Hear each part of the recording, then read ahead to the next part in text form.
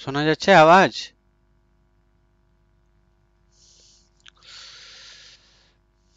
পাচ্ছেন শুনতে?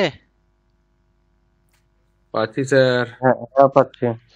স্ক্রিন দেখা যাচ্ছে সম্পূর্ণ? হ্যাঁ। আচ্ছা।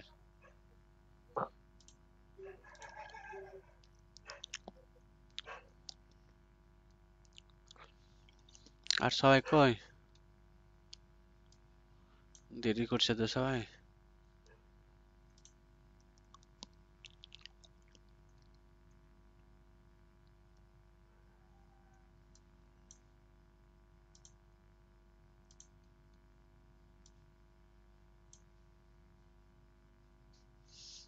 সবাই তো দেখেই নি।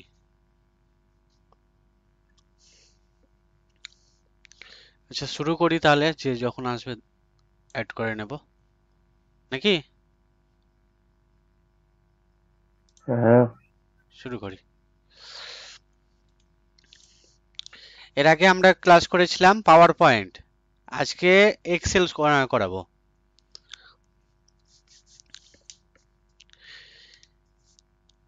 খাতা নিয়ে বসবেন, হ্যাঁ?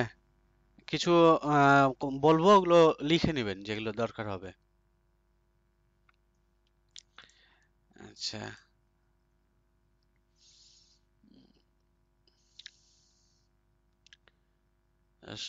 সোমনাথ কে আছে? সোমনাথ তুমি নিয়েছিলে না কে জয়েন্ট হয়েছিল ওই ইউটিউব চ্যানেলে?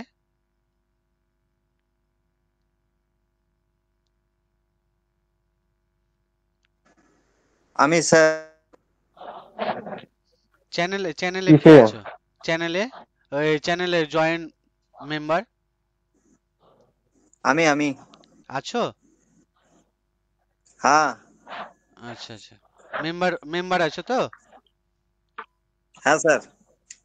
89 টাকা দিয়ে? হ্যাঁ হ্যাঁ। আচ্ছা। আমাদের এদের মধ্যে, আমাদের গ্রুপের মধ্যে একজন আরেকজন আছে। তো এগুলো ভিডিওগুলো দিয়ে ডাউনলোড করে নিতে হবে, যেগুলো আপলোড দেওয়া আছে প্রাইমে। মেম্বার অনলি যেগুলো ভিডিও দেওয়া হয়েছে ওগুলোকে ডাউনলোড করে রেখে দিতে হবে। হুম। আমার এখানে স্ক্রিনটা রেকর্ড করে ভিডিওটা অনেক বড় সাইজ হয়ে যায়, যেটা ইউটিউবে দিলে ইউটিউব কি করে ওটাকে রিডিউস করে দেয়, সাইজটাকে কমিয়ে দেয়। তো বেশি থাকে না, 400-500 বলছি এমবির স্যার, মধ্যে হয়ে যায়। পিডিএফ যেটা ছিল না মাইক্রোসফট ওয়ার্ডের, ওই যে কিবোর্ড মানে কি সম্পর্কে যেগুলো ছিল, ওই আপনার ব্যাক পেজ, তারপর কন্ট্রোল এর কাজ কি, হ্যাঁ। ওইটা গ্রুপে দিলে ভালো হতো পিডিএফটা। গ্রুপে গ্রুপে দেওয়া আছে অবশ্য, আমি আরেকবার দিয়ে দিচ্ছি। আমি তো আহ, কালকে অ্যাড হয়েছি না। আচ্ছা দিয়ে দিচ্ছি আমি গ্রুপে, রিসেন্ড করে দিচ্ছি। যে নো স্মোকিং সব বানিয়েছে, ভালোই হয়েছে সবার। আর স্যার বলছি, আপনি সেদিন একটা বায়োডাটার ভিডিও দিয়েছিলেন, হ্যাঁ? হুম। তা আমি ওটা প্র্যাকটিস করছিলাম। তা ওই ফাদার্স নেম যেটা আসছে, বাবার নামটা মারার পরেই আপনার নিচে মানে ডট ডট টাইপের আসছে, হ্যাঁ, লাল, মানে ঢেউয়ের মতো আর কি। ওটা কিভাবে হটানো যাবে? স্ক্রিন শেয়ার করতে পারবেন? আমার স্ক্রিনে কাছে আছে তো না এই মুহূর্তে মোবাইলে? তো নাই। আমি মোবাইলে না স্ক্রিনে? আহ, মোবাইলে না, দেখছেন না আমি এতে কম্পিউটারে?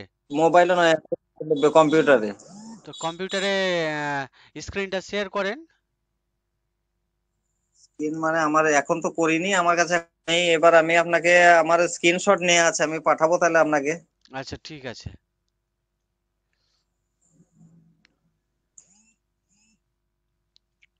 যেটা সমস্যা হবে ক্লাসে বলে দিতে হবে, তাহলে করে দেব। হ্যাঁ।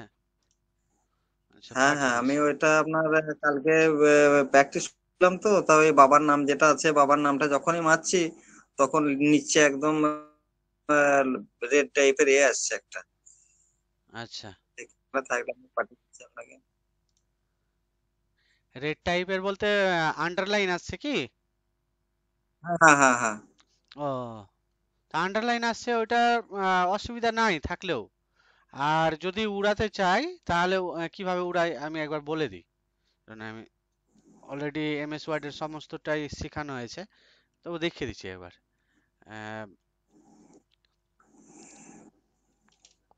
WORD, উইনওয়ার্ড লিখে ওকে করলাম। চলুন, আমি হোয়াটসঅ্যাপে দিলাম আপনাকে ওটা। হোয়াটসঅ্যাপে? হ্যাঁ। হ্যাঁ, তো এই তো, হ্যাঁ ইজি ব্যাপার, এগুলো বলে দিচ্ছি আমি। যখন এখানে কোনো নাম লিখবো না, দেখা গেলো আমি এরকম করে লিখছি, একটা নাম লিখছি, হয়তো শামসের আলী, এই যে লিখলাম তো। হুম।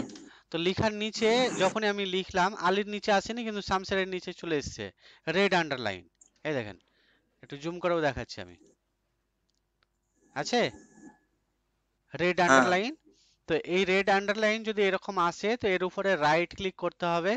রাইট ক্লিক করার পর অ্যাড টু ডিকশনারি করে নিতে হবে, এই যে এখানে, আচ্ছা, তাহলে চলে যাবে। মানে এই শব্দটা কম্পিউটারের ডিকশনারিতে নাই মাইক্রোসফটের, এই জন্য এটা দেখায়। ঠিক আছে স্যার। আর যদি বেশি অনেকটা দেখা গেল লিখা হয়েছে, হ্যাঁ, তো অনেকবার লিখার পরে দেখা গেল প্রচুর অনেক জায়গায় আছে, মাল্টিপল জায়গায়, হয়তো 10, 20, 50 জায়গায় এরকম আছে। তো এই ক্ষেত্রে আমরা F7 প্রেস করব, দিয়ে ইগনোর করে দেব। হুম। F7 প্রেস করতে হবে, তারপরে ইগনোর করে দিতে হবে, তা তাড়াতাড়ি হয়ে যাবে সম্পূর্ণটা। প্র্যাকটিস করেন, তারপর যেখানে যেখানে আটকাবে বলবেন, হ্যাঁ। আচ্ছা, Excel, Microsoft Excel, Microsoft Excel আমরা কাজ করব, তো তার আগে আমরা জানবো মাইক্রোসফট ওয়ার্ড, ওয়ার্ডের কাজ কি, মানে ওয়ার্ডে কি কাজ করেছিলাম, কে পারবেন বলতে? মাইক্রোসফট ওয়ার্ডের কাজ কি?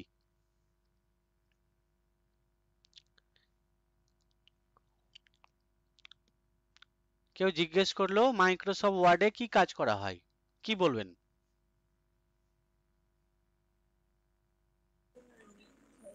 ডিটিপির কাজটা যে মোটামুটি হয়, তাই তো? অল্প অল্প।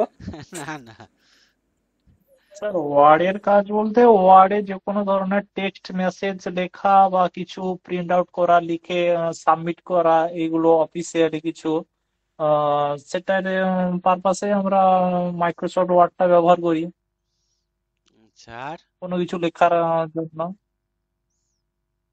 আচ্ছা, এরকম বলবেন না, আর কোনো কিছু কাউকে ওইরকম কাউকে বলবেন না, কিছু মেল করা বা কিছু। না না ওইরকম আচ্ছা বলবেন আচ্ছা। না। উত্তরটা বলবেন, মাইক্রোসফট ওয়ার্ডের কাজ হচ্ছে ডকুমেন্ট তৈরি করা। ডকুমেন্ট, ডকুমেন্ট বলতে কাগজপত্র, সেই কাগজপত্র তৈরি করা। ঠিক আছে, মনে আর থাকবে? একটা প্রশ্ন, হ্যাঁ হ্যাঁ অবশ্যই। হ্যাঁ, আর একটা প্রশ্ন প্রশ্ন করবো মানে বলছিলাম, আলোচনা করেছেন কিনা জানি না, আমি তো 5 মিনিট মতো লেটে জয়েনিং হয়েছি। মানে আজকে আমি দেখলাম গ্রুপে আপনি একটা লিংক দিয়েছেন ওই আবার একটা ডিটিভি ক্লাসের জন্য, জিনিসটা কি বললে একটু ভালো হতো। ডিটিপি ক্লাসটা বলতে আমাদের তো এই সমস্যাটা কি হচ্ছে বলছি, অনলাইনে ক্লাস করাতে গিয়ে যেটা সমস্যা দাঁড়াচ্ছে সেটা হচ্ছে রেকর্ড করাটা, হ্যাঁ, মানে ক্লাস রেকর্ডটা নিয়ে একটা সমস্যা হচ্ছে, মানে একটা ফেস করলাম তো, যে রেকর্ডটা কোথায় দেওয়া যায়, কোথায় দেওয়া যায়, এবার প্রচুর আমার খাটনি হয়ে যাচ্ছে। আর দ্বিতীয়ত দেখলাম যে রেকর্ডটা করে যদি আমি কোনো জায়গায় দিয়ে দিই, তাহলে ওদেরকে আবার প্রাইম মেম্বারশিপ নিতে হবে, আর না হলে যদি আমি ক্লাস করাবো আর ইউটিউবে যদি পাবলিকালি আপলোড করি, তাহলে ক্লাসের কোনো মূল্য থাকলো না, যারা ক্লাস করবে আর কি। তো এই জন্য ভাবলাম যে না, আচ্ছা এটা না করে রেকর্ড করব ক্লাসটাকে, যেমন ক্লাস করাই এরকম ক্লাসটাকে রেকর্ড করে, হ্যাঁ, ভালো করে এডিটিং টেডিটিং সবকিছু ফিনিশিং করে, তারপরে ইউটিউবেই পার্ট পার্ট পার্ট পার্ট যেভাবে ক্লাস হয় আর কি, সেভাবেই দেব। আর যার যেটা কোশ্চিন থাকবে সেটা কমেন্ট করবে, প্রত্যেকটা কমেন্টের অ্যান্সার দেব। প্রত্যেকদিন একটা টাইম আমি ঠিক করেছি, রাত্রি 8টা থেকে 10টা 11টা 12টা পর্যন্ত আমি অ্যাক্টিভ থাকবো সোসাইটিতে, ইউটিউবে। তার জন্য আচ্ছা। আমার তো কম্পিউটার মানে ট্রেনিং সেন্টারের একটা ব্যাচ আমি খালি করলাম, এই নাইটের ব্যাচটা খালি করলাম, যে 7:30 থেকে 9টা পর্যন্ত ক্লাস করাতাম, এই ব্যাচটা খালি করলাম, যে এই ব্যাচটাকে অন্য ব্যাচে শিফট করলাম শুধু এইটা করানোর জন্য।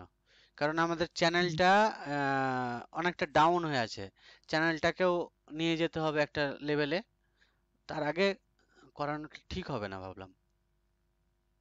আচ্ছা আচ্ছা, না ওটা কোর্সে ভর্তি করার জন্য জয়েনিং হন, তো ওটা কি মানে আমরাও কি বলছি ওটাতে জয়েনিং? ডিটিপির কি না, ফুল কোনো, ডিটেলসটা শেখাবে তো? হ্যাঁ পুরো পুরো একদম ডে ওয়ান থেকে শুরু করব, মানে ফটোশপ দিয়ে শুরু করব। প্রথমে ফটোশপ, ফটোশপ দিয়ে শুরু করবেন? আর তারপরে মোটামুটি কতগুলো ক্লাস হবে তা?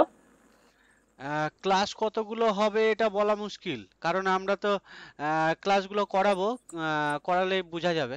ঠিক এমনিতে আছে আমরা ঠিক আছে, এমনিতে আপনি 6 মাস আপনার মতো করাই। করাবেন। হ্যাঁ হ্যাঁ, এমনিতে 6 মাসের কোর্স, কিন্তু আমি চাইছি পুরো ডিটেলসে পুরো ক্লাসকে কভার করা, মানে বেসিক থেকে অ্যাডভান্স লেভেল পর্যন্ত। হ্যাঁ মানে ওই ক্লাসটা থেকে আমরাও কি মানে জয়েনিং হতে পারবো হ্যাঁ, তাহলে? না জয়েনিং হওয়ার কিছু নাই। সিস্টেমটা আপনি আপনি একা করবেন, দিয়ে ওটা ক্লাসে ক্লাসে দেবেন? হ্যাঁ একা করব, রেকর্ড করা হবে ঠান্ডা মাথায়, হ্যাঁ ভালোভাবে আচ্ছা আচ্ছা আচ্ছা ঠান্ডা মাথায় রেকর্ড আচ্ছা করে আচ্ছা। পুরো এডিটিং ফিনিশিং করে তারপরে ইউটিউবে দিব প্রত্যেক দিন, ডেলি। এটা ডেলিকার রুটিন থাকবে, বোঝা গেল? তো এই ডেলি যদি এইভাবে করি তাহলে অনেকের সমস্যার সমাধান হয়ে যাবে আশা করছি। আর যেটা থাকবে সবার যে মনের মধ্যে একটা প্রশ্ন থাকে না, যে প্র্যাকটিস করতে গিয়ে হয়তো কোনো জায়গায় আটকে গেলাম বা এটা পারলাম না, সঙ্গে সঙ্গে কমেন্ট করে দেবে সবাই। এবার কমেন্টে এসে আমি হয় লাইভে দেখিয়ে দেবো বা লাইভ স্ট্রিম চালু করে দিব, বা যে কোনো হেন তেন প্রকারে অ্যান্সারটা দেওয়ার চেষ্টা করব, বা হোয়াটসঅ্যাপ থাকবে, কল করে কথা বলতে পারবে,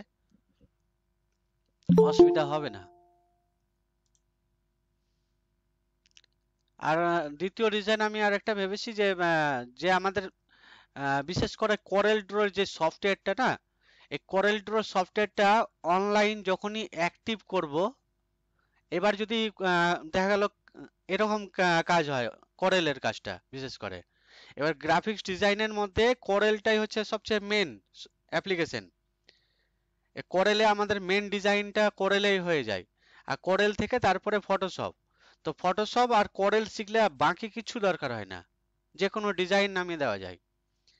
এবার করেল ড্র সফটওয়্যারের একটা নেগেটিভ সাইড পয়েন্ট হলো, যেহেতু একটা করেল ড্র সফটওয়্যারটা 80-90 হাজার টাকা দাম আছে, তা আমরা যে সফটওয়্যারটা চালাচ্ছি এত টাকা দিয়ে তো কিনতে পারবো না, তার জন্য আমরা ক্র্যাক ভার্সন ইউজ করছি, মানে যাতে কোনো জায়গা থেকে জোগাড় টোগাড় করে এটাকে চালাই।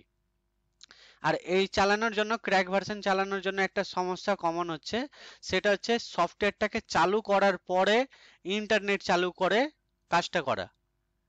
এবার দেখা গেল অনলাইন ক্লাস করাচ্ছি, এবার আমি সফটওয়্যার আগে চালু করে দিয়েছি, তারপরে ইন্টারনেট অন করেছি, দিয়ে অনলাইন ক্লাস করাচ্ছি, কোনো কারণবশত দেখা গেল সফটওয়্যারটা ক্লোজ হয়ে গেল, তখন আবার এই অনলাইন থাকা অবস্থায় আমি সফটওয়্যারটা আর ওপেন করতে পারবো না। যদি ওপেন করি তো লাইসেন্সটা ক্র্যাকটা নষ্ট হয়ে যাবে, ট্রায়াল ভার্সন হয়ে যাবে। এই একটা সমস্যা আছে করেলের। ফটোশপে কোনো ব্যাপারই নাই, ফটোশপ বিন্দাস, ইনডিজাইন মানে অ্যাডোবের যেগুলো সফটওয়্যার আছে কোনো ব্যাপারই নাই। এই করেলের যতটা আছে জ্বালা, করেলের ভিডিও এডিটিং সফটওয়্যারেও তাই, করেল ভিডিও এডিটিং এর যে সফটওয়্যারটা ওটাতেও তাই করে, মানে ইন্টারনেট চালু করলে তারা ক্র্যাক ধরে নাই।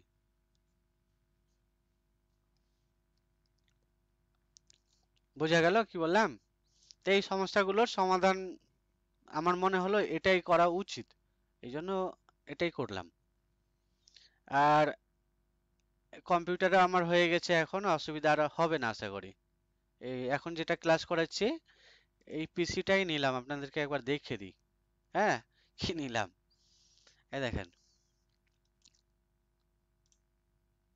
পাচ্ছেন তো সবাই দেখতে? এটা নিয়েছি i7 এর 10 জেনারেশন, 16 জিবি র্যাম লাগিয়েছি। উইন্ডোজ 10 এটা জেনুইন মেরেছি।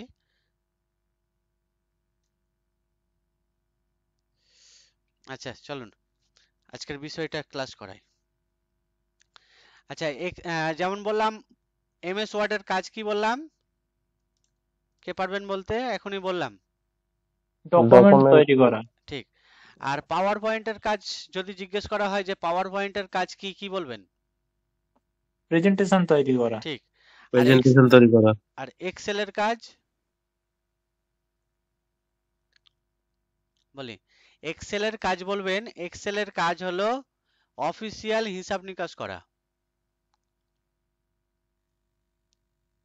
যে কোনো অফিসের হিসাব নিকাশ করা, তো অফিসিয়াল হিসাব নিকাশ করা এক্সেলের কাজ।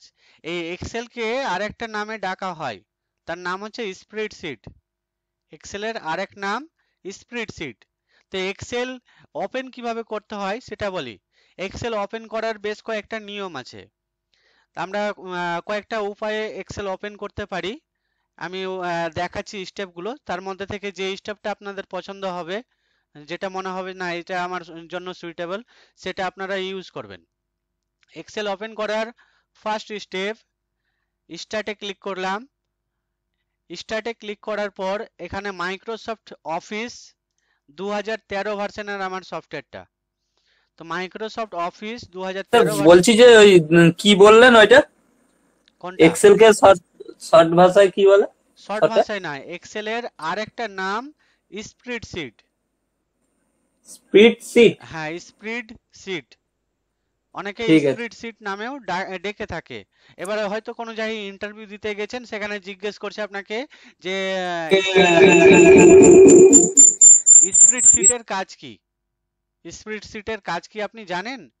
তার মানে আপনাকে জিজ্ঞেস করছে এক্সেল জানেন কিনা। হ্যাঁ, তো অনেকে স্প্রেডশিট বলে, কেউ এক্সেল বলে। তো ওপেন করার জন্য স্টার্টে ক্লিক করলাম, তারপরে এখানে মাইক্রোসফট অফিসে ক্লিক করলাম। দেখুন আমার ভার্সনটা আছে মাইক্রোসফট অফিস 2013। এর আগের যে ভার্সনটা আমার ছিল 2016, যেটা আপনাদেরকে দেখিয়েছিলাম আমার ইনস্টিটিউটের যে ল্যাপটপে। আমার এটা কম্পিউটারে এটা 2013 মেরেছি, এই দেখুন।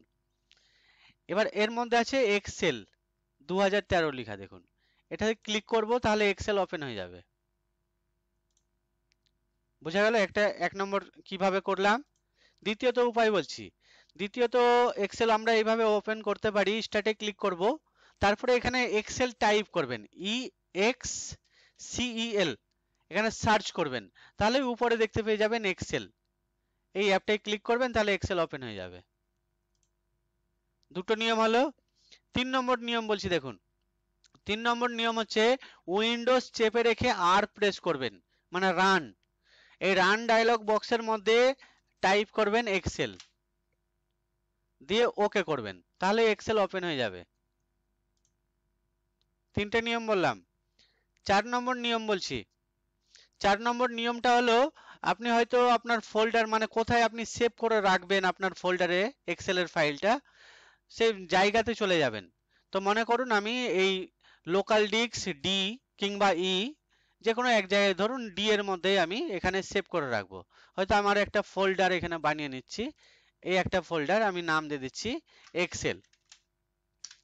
এই ফোল্ডারের মধ্যে আমি সেভ রাখবো। তো এখানে যদি আমি সেভ রাখি, তো এখানে সরাসরি আপনি এক্সেল ওপেন করতে পারবেন এই জায়গা থেকেই।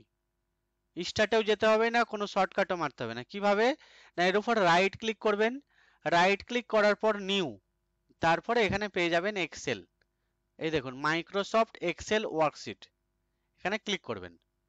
ক্লিক করার পর দেখুন এক্সেল চলে আসলো। এখানে এক্সেলের নামটা আপনারা দিতে পারেন যে কোনো নামে, হয়তো আমি প্র্যাকটিস নাম রেখে দিলাম, আপনারা ইচ্ছে মতো রাখতে পারেন, বা ডাটা এন্ট্রি যা রাখবেন।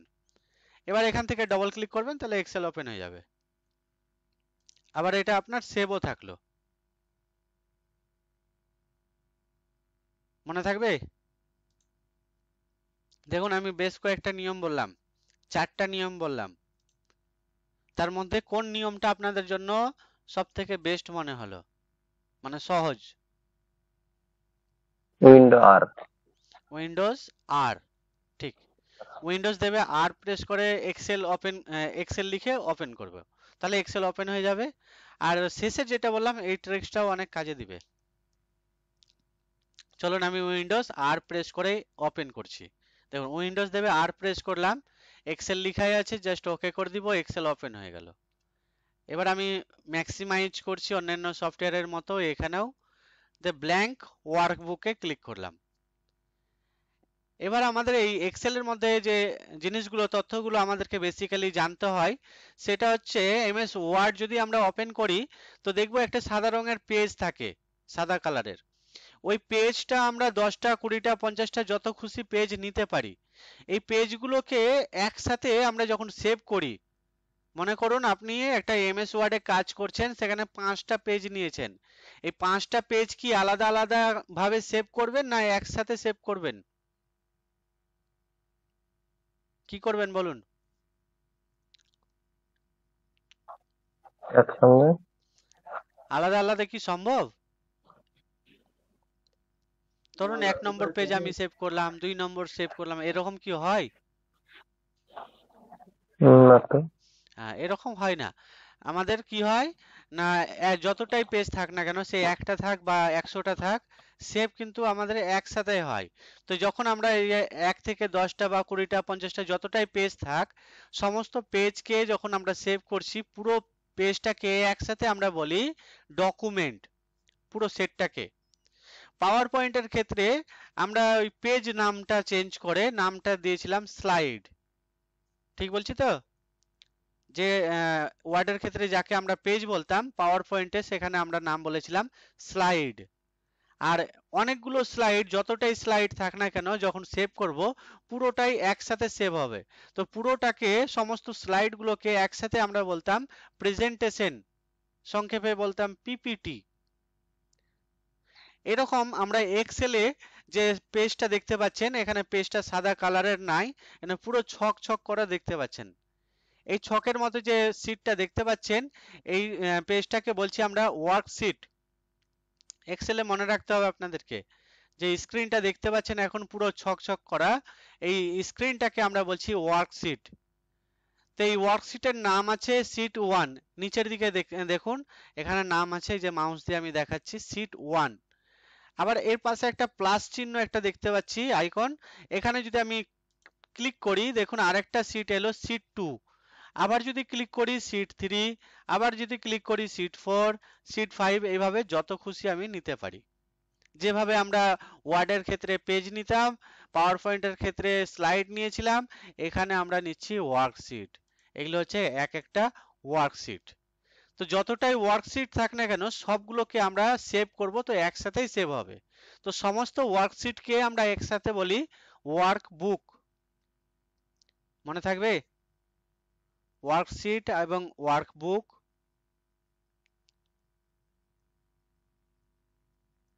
বলবেন ক্লিয়ার হলে?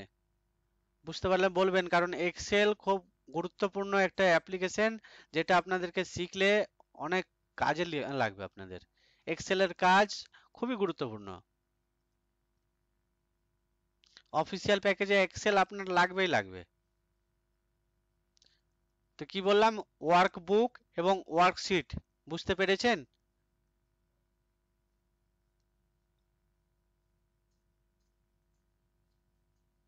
স্যার আর একবার বলুন। এখানে যে শীটগুলো দেখতে পাচ্ছি, এই যে স্ক্রিনটা দেখতে পাচ্ছেন যে পুরো ছকছক করা আছে, এই শীটটাকে বলছি আমরা ওয়ার্কশিট। মানে এখানে আমরা কাজ করব, কাজের এরিয়া। তো এটাকে বলছি ওয়ার্কশিট, পুরো শীটটা। তো এরকম একটা শীট, দুটো শীট, তিনটে শীট, চারটা শীট, 5টা শীট নিয়েছি আমি। আরো চাইলে আরো ওয়ার্কশিট নিতে পারি। তো এগুলো সমস্তটাই ওয়ার্কশিট। আর এই সমস্তটা ওয়ার্কশিটকে আমরা একসাথে বলছি ওয়ার্কবুক। যেভাবে আমরা পাওয়ার পয়েন্টের ক্ষেত্রে অনেকগুলো স্লাইড নিয়েছিলাম, সমস্ত স্লাইডকে একসাথে আমরা প্রেজেন্টেশন বলেছিলাম, এখানে নাম বলছি ওয়ার্কবুক। মানে আমরা যদি সেভ করি, ওয়ার্কবুক সেভ হবে।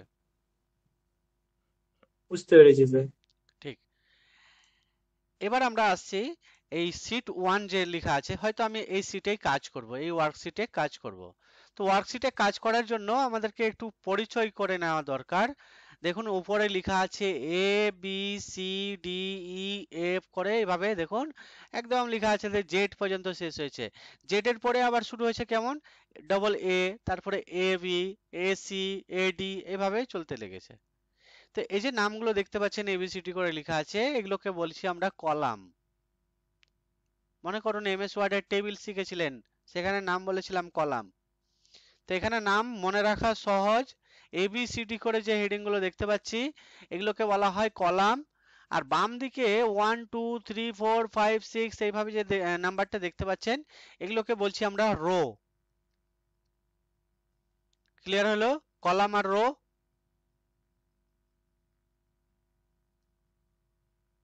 বলবেন, কথা বলবেন বুঝতে পারলে? হ্যাঁ স্যার। হ্যাঁ আচ্ছা, কলাম এবং রো, এবং এই কলাম আর রো যে জায়গাতে লেখা আছে দেখতে পাচ্ছেন যে লাইনটায় রো লেখা আছে এবং যে লাইনটায় কলামের নামগুলো লেখা আছে, মানে এবিসিডি গুলো যে লাইনটায় লেখা আছে আর 1 2 3 4 যে লাইনটায় লেখা আছে এই লাইনটাকে আমরা বলছি হেডিং।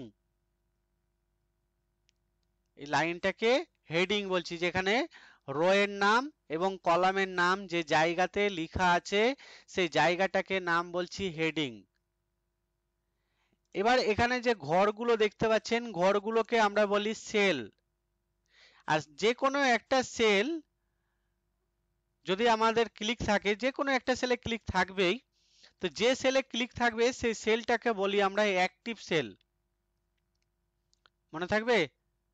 যে সেলে ক্লিক থাকবে সেই সেলটাকে আমরা নাম বলি অ্যাক্টিভ সেল। আর অ্যাক্টিভ সেলের একদম কোণাতে যদি একটু জুম করে আপনাদের দেখাই, অ্যাক্টিভ সেলের একটু কোণাতে দেখুন, এখানে এই দেখুন জুম করে দেখাচ্ছি। তো কোণাতে এই যে একটা দেখতে পাচ্ছেন একটা চার কোণা দেখুন বক্সের মতো আছে, পাচ্ছেন দেখতে? আর জুম করছি, এই দেখুন পাচ্ছেন সেলের মধ্যে দেখতে? দেখুন অনেকটা জুম করলাম। হ্যাঁ তো হ্যাঁ এই যে বক্সের মতো দেখতে পাচ্ছেন, এই মাউস পয়েন্টার দেখুন এখন সাদা রঙের মাউস পয়েন্টার আছে, এর মধ্যে যখনই নিয়ে যাব তো মাউস পয়েন্টার কি হলো, রূপ চেঞ্জ করে দিল, মানে কালো প্লাস চিহ্ন হয়ে গেছে দেখুন। তো এই যে জায়গাটা আছে বক্সটা কোণাতে, এটাকে নাম বলছি আমরা ফিল হ্যান্ডেল। ফিল হ্যান্ডেল নামগুলো মনে রাখবেন বা খাতায় লিখে নিন সঙ্গে সঙ্গে যখন বলছি কোনটার নাম কি, খাতা নিয়ে বসুন নোটবুকে লিখে নিন। এটার নাম বললাম ফিল হ্যান্ডেল। ক্লিয়ার হলো? Fill fill fill handle. এবং ঘরগুলো যে দেখতে পাচ্ছি সেল বললাম নাম, তো এই প্রত্যেকটা সেলের আলাদা আলাদা নাম আছে। যেমন যখন দেখুন এখানে যে অ্যাক্টিভ সেলটা মানে আমার যে সেলে ক্লিক আছে এখন, এই সেলটার নাম হলো D4। এখানে আমরা দেখতে পাচ্ছি এই দেখুন নেম বক্স, এই জায়গাটাকে বলা হয় নেম বক্স, এখানে নামটা দেখতে পাচ্ছি এই সেলের নাম। তো সেলের নাম কিভাবে রাখা হয়েছে দেখুন, D4 মানে ডি হলো কলামের নাম আর 4 হয়েছে রো এর নাম। তো কলামের নাম আগে লেখা হয়েছে তারপরে রো এর নাম লেখা হয়েছে। যারা স্ক্রিনে দেখছেন এখন আমার যে স্ক্রিনে মাউস পয়েন্টারটা আছে, এই মাউস পয়েন্টার যে সেলের মধ্যে আছে সেই সেলের নাম কি বলুন, কে পারবেন? B4 B2 B2, right. তো আমাদের সেলের নাম বোঝা গেল কিভাবে রাখা হয়েছে, নাম B2, এটার নাম C2, এখানে যদি বলি তো D6। তো প্রথমে কলামের নাম তারপরে রো এর নাম, এগুলো আমাদের এক্সেলে কাজ করার সময় দরকার হবে, এই জন্য আমি আগেই বলে দিলাম। তো সেল বোঝা গেল। বলতে এই প্রথমে রো আর কলমের পরে একবার বললেন না ABCD, তারপরে হ্যাঁ, 1 2 3, ওটাকে কি একবার বললেন, ওটা ওটাকে আরেকবার বলা বলেন হয় তো। হেডিং, মানে যে জায়গাতে হেডিং। এবিসিডি গুলো লেখা আছে যে লাইনে আর 1 2 3 4 যে লাইনে লেখা আছে এই জায়গায় লোকেশনটাকে বলা হয় হেডিং। ঠিক আছে। এবার কেন আমাদের দরকার হবে এগুলো মনে রাখা আমি বলে দিচ্ছি এখনই।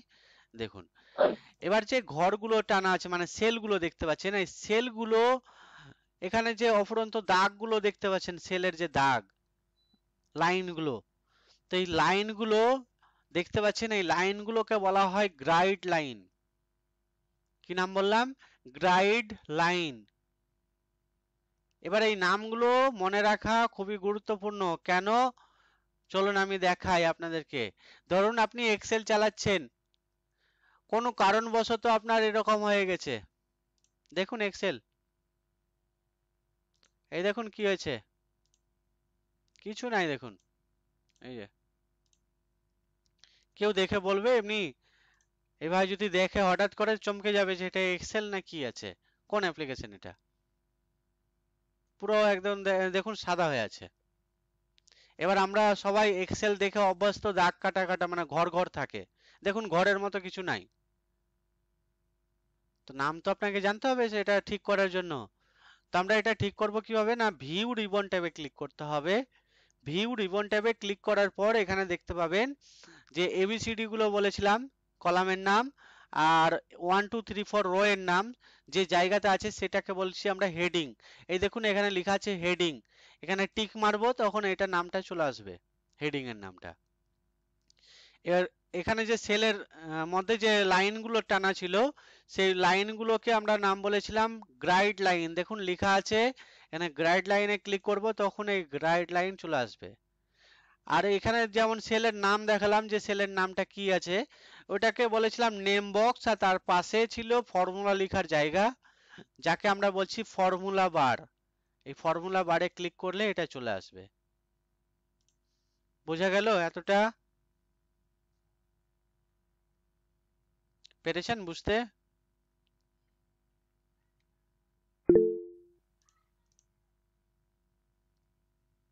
হ্যাঁ স্যার। ঠিক বলবে না, কথা না বললে বোঝা যায় না।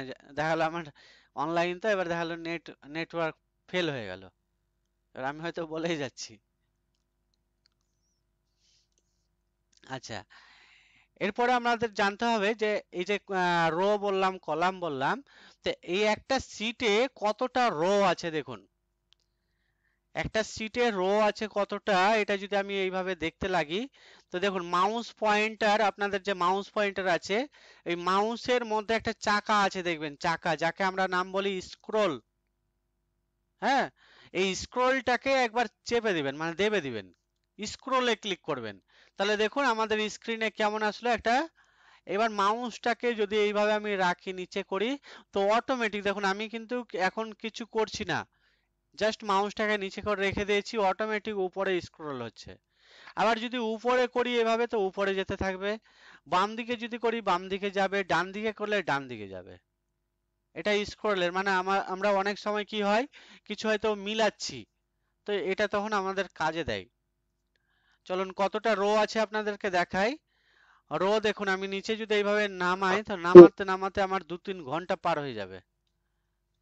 বলছি ওই স্কলটাকে মানে প্রথমে ফার্স্ট টাইম ওই ওই চাকাটাকে চেপে দিতে মাউসের হবে। চাকাটাকে চাপতে হবে একবার, মানে ক্লিক যেমন করি হ্যাঁ, ওইরকম চাকাতে ক্লিক হ্যাঁ, করতে হবে, চাকাতে, তখন আসবে। কিন্তু চেপে দেওয়ার পরে তারপরে এবার এই যে এরকম মাউস পয়েন্টারটা হয়ে যাবে, এবার যখন নিচে হ্যাঁ। নামাবো তো অটোমেটিক সরবে, মাউসটাকে সরালেই হলো শুধু। ও, ঠিক আছে। করে দেখবেন তাহলে বুঝে যাবেন। হ্যাঁ, কালকে। ঠিক, এবার আমরা যদি রো দেখবো তো মনে করুন সবচেয়ে কতটা রো আছে, সবচেয়ে নিচের রোটা আমি দেখবো, তো দেখার জন্য আপনাদের কিবোর্ডের মধ্যে কন্ট্রোল কি আছে মানে CTRL লেখা আছে দেখবেন একটা কিবোর্ডের মধ্যে, ওই কন্ট্রোল কিটা চেপে রেখে ডাউন অ্যারো কি মানে তীর চিহ্ন আছে চারটা, উপরে নিচে লেফটে রাইটে দেখবেন অ্যারো সাইন, ওই তীর চিহ্নটা নিচের দিককারটা মানে ডাউন অ্যারো, কন্ট্রোল চেপে রেখে ডাউন অ্যারো কি প্রেস করবেন, তাহলে দেখিয়ে দিবে কতটা শেষের রোয়ে চলে যাবে। দেখুন কতটা রো আছে দেখুন, 10,48,576টা রো আছে। স্যার কোনটা চিপে দেখলেন? কন্ট্রোল চেপে রেখে ডাউন অ্যারো কি।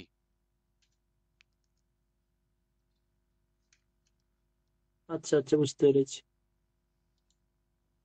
বুঝা গেল? আবার যদি আমরা দেখতে চাই যে কলাম কতটা আছে, তো কলাম আছে ABCD করে যে কলামগুলো আছে কতটা আছে, তো কন্ট্রোল চেপে রেখে রাইট অ্যারো কি প্রেস করবে এবার। ক্লিয়ার হলো? কন্ট্রোল চেপে রেখে রাইট কি দেখুন, রাইট অ্যারো কি প্রেস করলাম,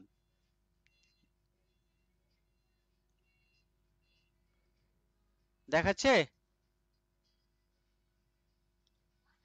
স্যার আরেকবার দেখুন আমি আরেকবার দেখাচ্ছি, দেখুন কন্ট্রোল চেপে রেখে রাইট অ্যারো কি প্রেস করলাম, তাহলে এই যে সবচেয়ে শেষের দেখুন কলামের নাম কি আছে, x F D, x F D কলামের নাম, শুরুতে এ থেকে শুরু হয়েছে, এক্স এফ ডি।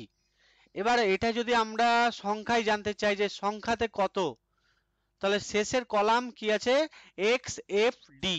তো এক্স এফ ডি সংখ্যায় কত হবে, এটা যদি আমরা করতে চাই তো তার জন্য আমরা একটা ফর্মুলা আছে, সেই ফর্মুলাটা প্রেস করে আমরা করতে পারি। তো এক্সেলে একটা ফর্মুলা আমি দেখুন কি করছি, যে কোনো সেলের মধ্যে সমান দিলাম, দিয়ে লিখবো COLUMNS মানে কলামস। কলামস লেখার পরে ফার্স্ট ব্র্যাকেট দিলাম, ফার্স্ট ব্র্যাকেট দিয়ে 1:1, এটা লিখলে দেখবেন পুরো রো, যতটা রো এর সেল আছে সমস্তটাই সিলেক্ট হয়ে যাবে। প্রথম লাইনটা 1 নম্বর, কলামস লিখে ফার্স্ট ব্র্যাকেট 1:1, দেখে নিন ভালো করে, একটু মোবাইলে জুম করুন, আমি করে দিচ্ছি, ধরুন এই দেখুন, পাচ্ছেন দেখতে কি লিখলাম, সমান কলামস ফার্স্ট ব্র্যাকেট 1:1, এটা নোট করে নেবেন। তারপরে এন্টার যখনই প্রেস করব তখন এখানে দেখুন দেখিয়ে দিল এবার কতটা কলাম আছে, 16,384টা কলাম আছে।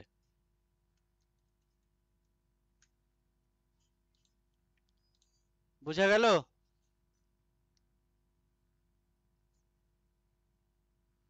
16,384টা কলাম, ক্লিয়ার হলো?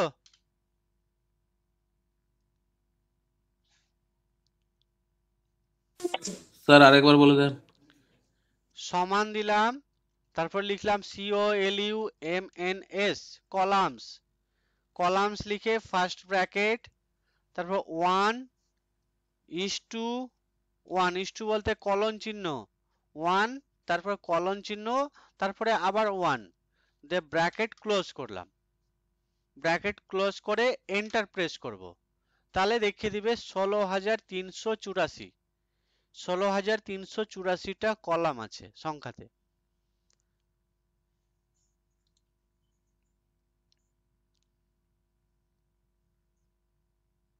ক্লিয়ার হলো?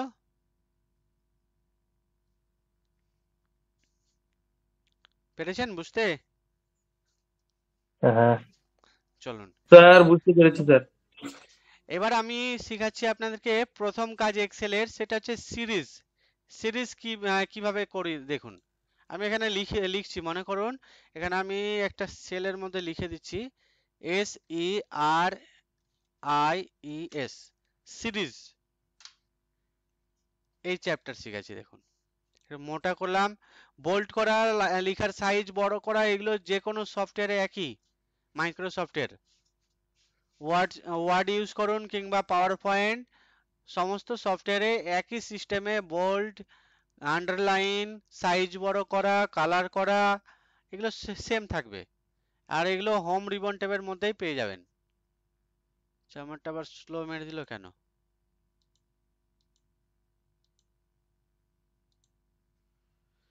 হ্যাং মেরে দিল সফটওয়্যারটা।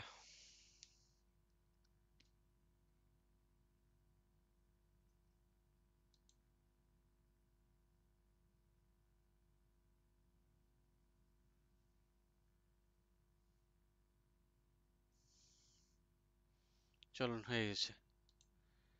এবারে দেখুন আমি দেখাচ্ছি আপনাদের,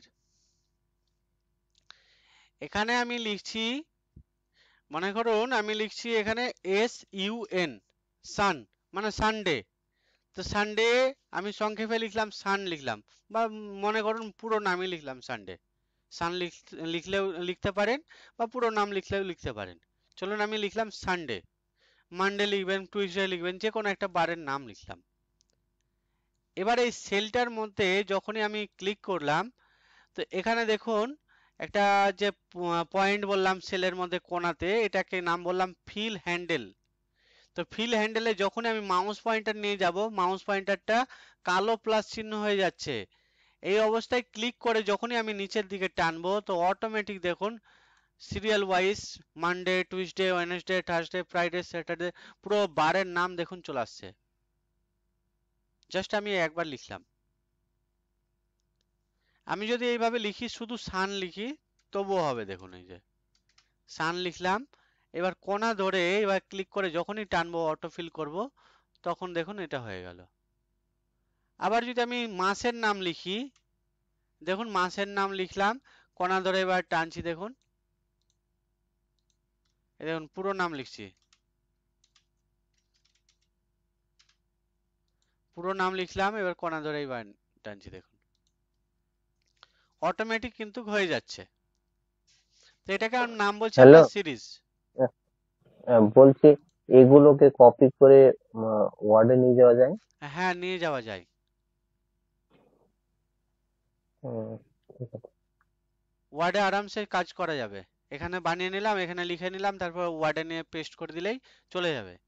তবে ওয়ার্ডে চলে যাবে, এই ওয়ার্ডে কিন্তু টেবিল হবে। হ্যাঁ, স্যার আমারটা এলো না তো। কিসে? অ্যাডোবে, অ্যাডোবে ওই সানডে ওয়ানডে করে দেখতে গেলাম, কই আমারটা এলো না তো। কিভাবে করলেন? ওই সিলেক্ট করেছি একটা ছেলে। আচ্ছা, আমি বলছি, আর একবার বলছি। হ্যাঁ, ধরুন হ্যাঁ এখানে বল। এখানে লিখলাম সানডে বা মানডে লিখছি, ঠিক আছে? হ্যাঁ এই ভাই লিখেছেন, লিখেছেন তো? পুরোটা লিখতে হবে তাই তো? হ্যাঁ, পুরো লিখুন বা MON লিখুন, একই ব্যাপার। এবার লেখার পরে মাউস পয়েন্টারটা এই কালো প্লাস চিহ্ন হয়ে যাবে, এই যে কোণাতে নিয়ে গেলে ফিল হ্যান্ডেলে, এবার ক্লিক করে টানবেন তো হয়ে যাবে, যে কোনো এক্সেলের ভার্সনে। এই এক প্যাকেট চানাচুরের দাম 70 টাকা। হ্যাঁ হ্যাঁ এসছে, আমি এন্টার মেরে করেছিলাম তো, ওই জন্য বোধহয় আসেনি। মানে ফাঁকা সেলটাকে টেনেছেন নাকি? মানে ওই সান লিখেছি, দিয়ে ওই এর এন্টার মেরেছি, দিয়ে আবার ওই সেলটাকে সিলেক্ট করে টেনেছি। ও, ফাঁকা সেলটাকে। আচ্ছা দেখুন, হ্যাঁ এবার এসছে। ঠিক। এবার এখানে দেখুন, আমি এখানে যখন লিখলাম সানডে মানডে, তো এই লেখাটা কি হচ্ছে, লেখাটা দেখুন কিছু কিছু নাম, বারের নাম, যেমন ওয়েডনেসডে আছে, এটা চলে যাচ্ছে অন্য সেলে, মানে পরের কলামে চলে যাচ্ছে। তো আমাকে কি করতে হবে, কলামটাকে একটু সাইজ বড় করতে হবে। তো যদি আমরা সাইজ ছোট করতে চাই বা বড় করতে চাই, তো কিভাবে করছি দেখুন, এই মাউস পয়েন্টারটাকে এই কলামের এই উপরে নিয়ে যাবো, এই দাগটা, যে দাগটাকে আমি বড় করতে চাই। তো মাউস পয়েন্টার লক্ষ্য করবেন, মাউস পয়েন্টারটা আছে সাদা প্লাস চিহ্ন, হোয়াইট কালারের। এটা যখন আমি নিয়ে যাব, তো দেখুন মাউস পয়েন্টার চেঞ্জ হয়ে যাচ্ছে। এই অবস্থায় ক্লিক করে যখনই আমি টানবো, তখন কলামটা বড় হবে, এই দেখুন। আর যদি ডবল ক্লিক করি তবুও হবে, তবে লেখা অনুযায়ী হবে, মানে যতটা আমার সেলে লেখা আছে এই অনুযায়ী ডবল ক্লিক করলে ও নিজে নিজেই বড় হয়ে যাবে। আর যদি ক্লিক করে এভাবে টানি, তাহলে আমরা আমাদের ইচ্ছে মতো বড় করতে পারবো। বোঝা গেল বড় করা ছোট করা?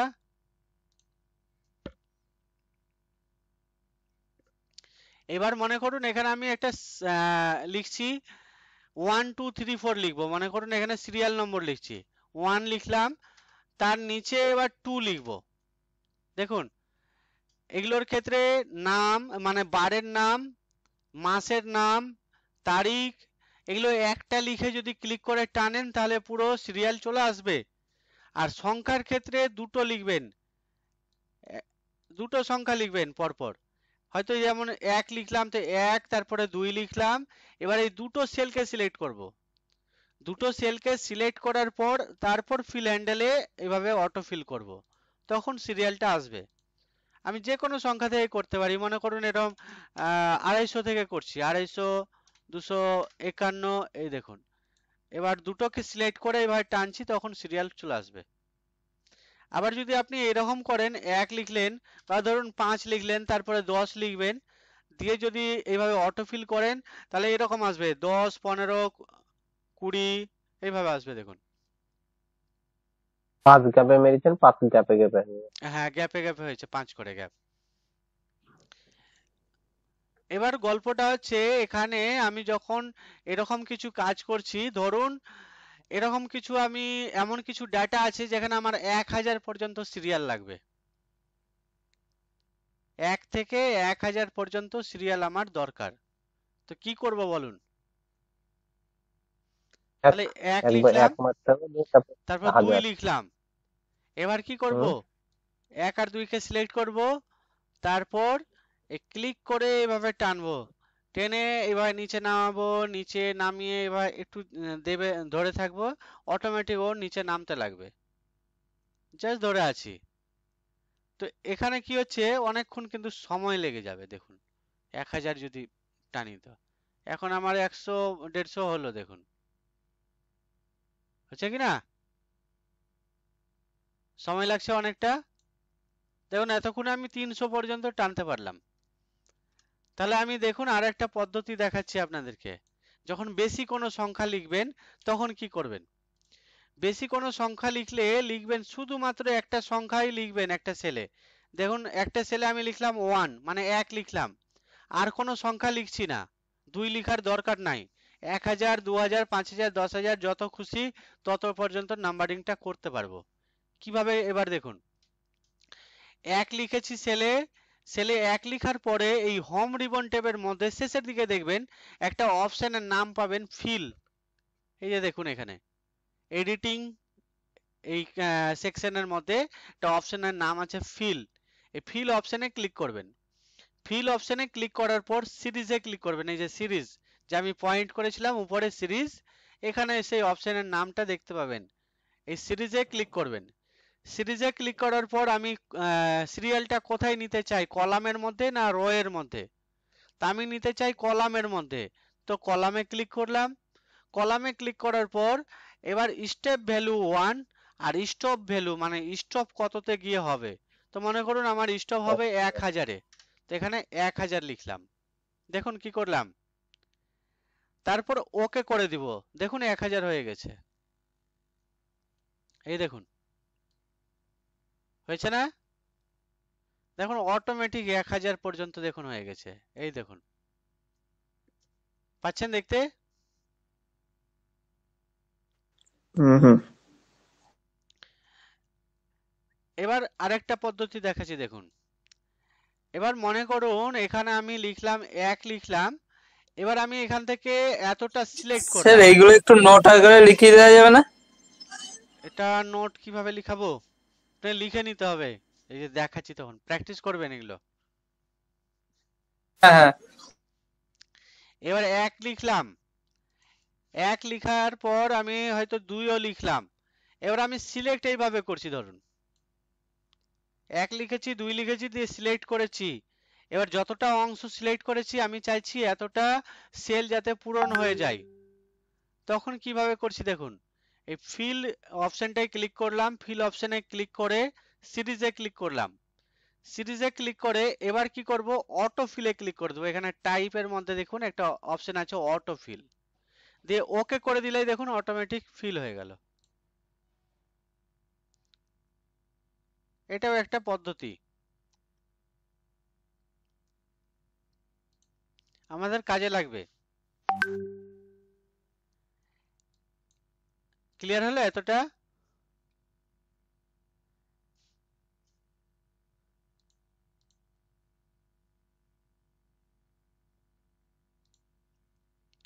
পেরেছেন বুঝতে? হ্যাঁ তাহলে আমরা এটা প্র্যাকটিস করবেন, এই সিরিয়ালটা, এই সিরিজটা প্র্যাকটিস করবেন ভালোভাবে। এই 1000 ওটা আরেকবার দেখান। এই ধরুন যে কোনো সেলের মধ্যে আমি এইভাবে লিখলাম, হুম 1 লিখলাম। 1 লিখার হুম পর জাস্ট কিছু করবো না, ওই সেলটাতে 1 লিখার পর ওই সেলে একবার ক্লিক করে দিলাম। মানে 1 লিখেছি দিয়ে এন্টার মেরেছিলাম, অন্য সেলে চলে এসেছে, কার্সারটা আমার ধরুন এখানে এসেছে, এখানে যেখানে খুশি আবার ওই সেলটাকে সিলেক্ট করব, মানে ক্লিক করব। ক্লিক করলে ওটা হ্যাঁ বলা হয় সিলেক্ট হয়ে গেছে। এবার ফিল হ্যাঁ অপশনে ক্লিক করব। এই ফিল হ্যাঁ অপশনে ক্লিক করার পর সিরিজ অপশনে ক্লিক করবে, যে দেখুন লেখা আছে সিরিজ। এই হ্যাঁ সিরিজে ক্লিক করলাম। সিরিজে ক্লিক করলে হ্যাঁ এরকম একটা বক্স আসলো, এই বক্সের মধ্যে কলামে ক্লিক করলাম, যেহেতু আমি কলামে হ্যাঁ নিতে চাইছি। কলামে নিতে চাইছি। এবার স্টেপ ভ্যালু 1 আছে, লিখাই আছে অটোমেটিক, আর স্টপ ভ্যালু, স্টপ কততে গিয়ে হবে। এবার যদি আমি বলি 1000। 5000-এ হবে তো 5000 লিখবো, 1000 হবে তো 1000 লিখবো, দিয়ে ওকে করবো, 5000 হুম, পর্যন্ত হয়ে গেল। দেখুন, এই দেখুন, ও, ঠিক আছে, এই যে 5000 পর্যন্ত হয়ে গেল। ঠিক আছে। এই যে, তো এটা প্র্যাকটিস করবেন। এছাড়াও আমাদের এই এক্সেলের মধ্যে এটা বেসিক জিনিস বললাম আজকে, এটা সবাই দেখবেন যে কাজগুলো, আর যে অপশনগুলোর কাজ বললাম এগুলো করবেন। এবার মনে করুন এখানে আমি কিছু নাম লিখছি, তো একটা নাম লিখছি, মনে করুন এখানে লিখলাম মুর্শিদাবাদ। তো মুর্শিদাবাদ লিখছি, দেখুন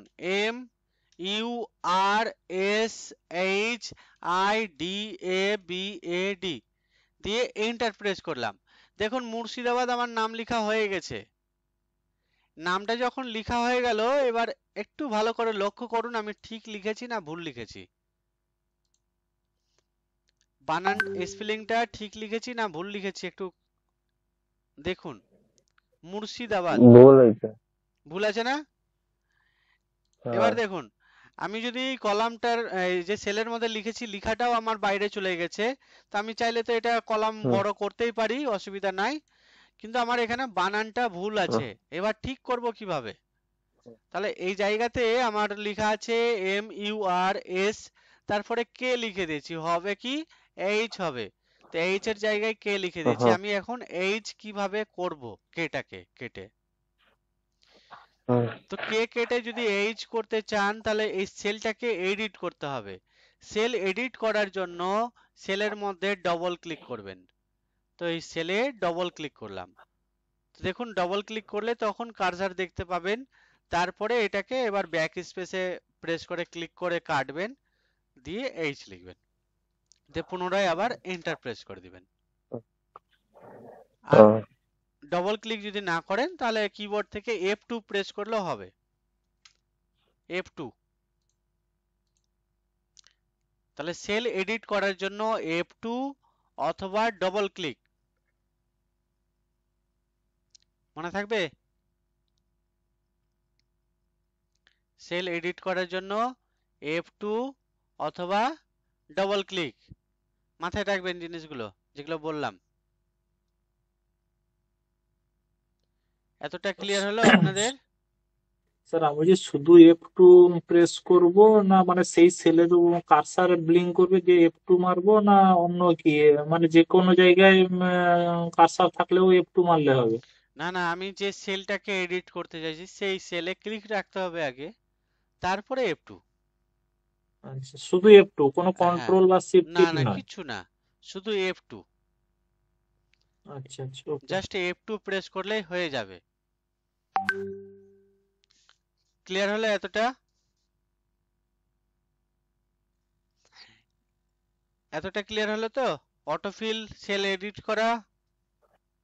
হ্যাঁ, আচ্ছা, এবার মনে করুন আমি এখানে এতগুলো ডেটা লিখলাম, অনেক কিছু লিখেছি, হতে পারে আপনি অনেক কিছু নাম ঠিকানা অনেক কিছুই লিখতে পারেন। আমি একটা কিছু লিখে দেখাই নাকি, তাহলে মনে হয় ভালো হবে। চলুন একটা লিখে দেখাই এক্সাম্পল, একটু টাইম হবে তো একটু, আর 15-20 মিনিট মতো।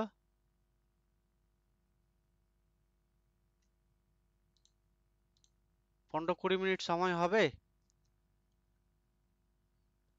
সময় লেগে যাবে কিন্তু। আপনার যা ইচ্ছা, হুম, আপনার যা ইচ্ছা। ঠিক আছে, দেখিয়ে দিই। শীতের রাত তো, অনেক অনেক রাত করে ক্লাসটা স্টার্ট করা হচ্ছে। আমার অসুবিধা নাই, আমি জেগে থাকি অনেক রাত পর্যন্ত।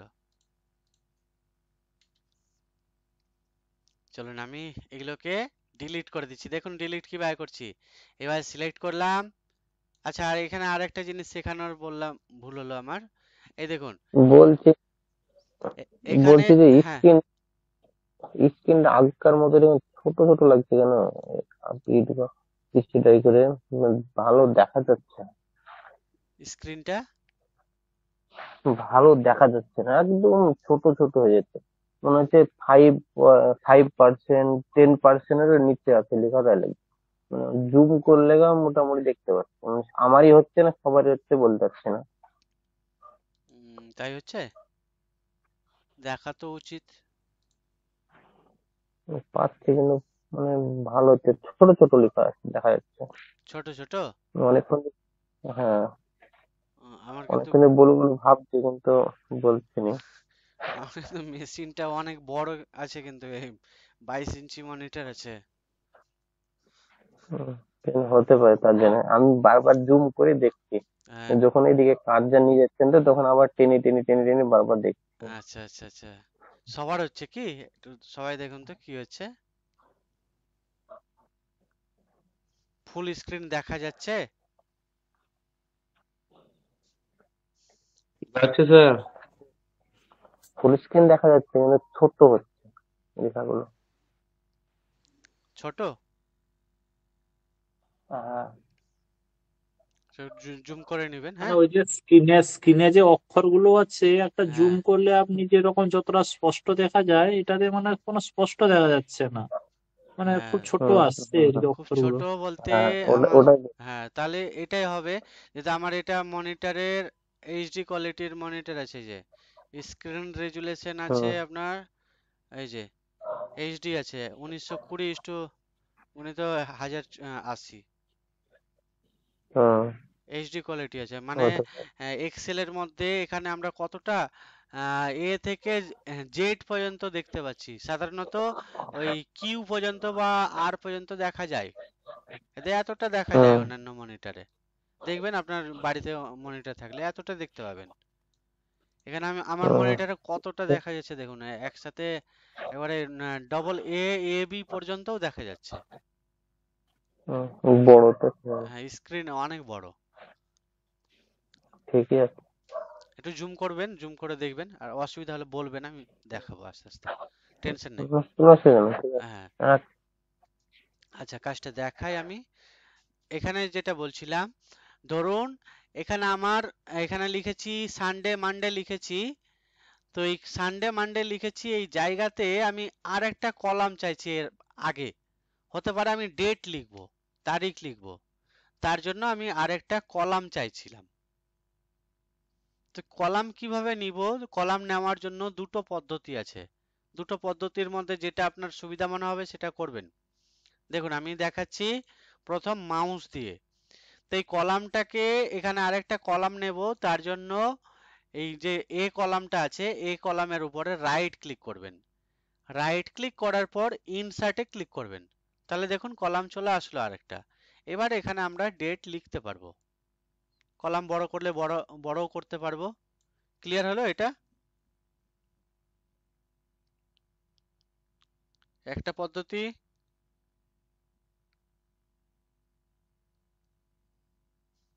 পেরেছেন? আবার যদি এই কলামটাকে ডিলিট করতে চাই, তা আবার সেম ভাবে রাইট ক্লিক করব, দিয়ে ডিলিট করে দেব। ক্লিয়ার হলো কিভাবে আমি কলাম নিয়ে আসলাম নতুন? যেমন এখানে রো আছে, রোটাকে যদি ডিলিট করি তো রাইট ক্লিক করব, ডিলিট করে দেব, ডিলিট হয়ে গেল। আবার যদি রো নিতে চাই তা রাইট ক্লিক করব রো এর উপরে, তারপরে ইনসার্ট করব, তো রো চলে আসবে। দেখুন পারলেন কিনা বুঝতে? এটা প্রথম একটা পয়েন্ট বললাম। আর একটা পদ্ধতি আছে,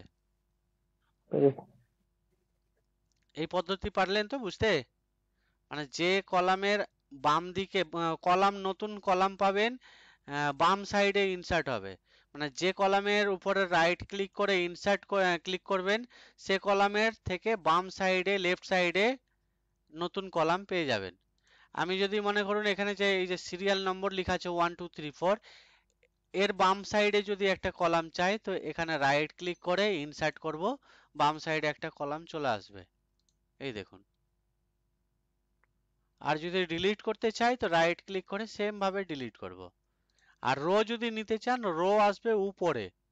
ধরুন এই সানডে লেখা আছে, এই 2 নম্বর রো, 2 নম্বর রো এর উপরে আমি আরেকটা রো চাই, তখন এখানে এই 2 নম্বর রো এর উপরে রাইট ক্লিক করে ইনসার্টে ক্লিক করব, তাহলে আরেকটা রো চলে আসলো।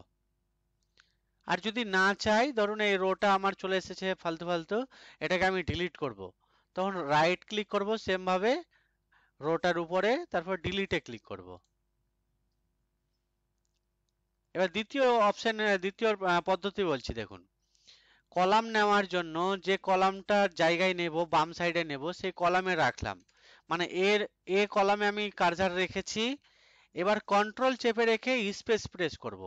দেখুন কন্ট্রোল চেপে রেখে স্পেস প্রেস করলে কি হলো, এটা সিলেক্ট হয়ে গেল কলামটা। কন্ট্রোল প্লাস স্কেপ এই স্পেস, কন্ট্রোল চেপে রেখে স্পেস প্রেস করলাম, তাহলে কি হলো, কলাম সিলেক্ট হয়ে গেল। এবার কিবোর্ড থেকে কন্ট্রোল দেবে প্লাস কি প্রেস করবেন, কন্ট্রোল দেবে প্লাস, একবার প্রেস করবেন দেখুন কলাম চলে আসবে, দুবার প্রেস করবেন দুটো চলে আসবে, তিনবার প্রেস করবেন তিনবার চলে আসবে, আর যদি মাইনাস করেন তাহলে ডিলিট হবে। এইভাবে রো যদি করতে চান, তো রো সিলেক্ট করার জন্য শিফট চেপে রেখে স্পেস প্রেস করবেন, শিফট চেপে স্পেস, তারপর কন্ট্রোল চেপে রেখে প্লাস কি প্রেস করবেন, তার রো ইনসার্ট হতে থাকবে, এই দেখুন। আর মাইনাস যদি করেন তাহলে ডিলিট হবে। এই যে ক্লিয়ার হলো?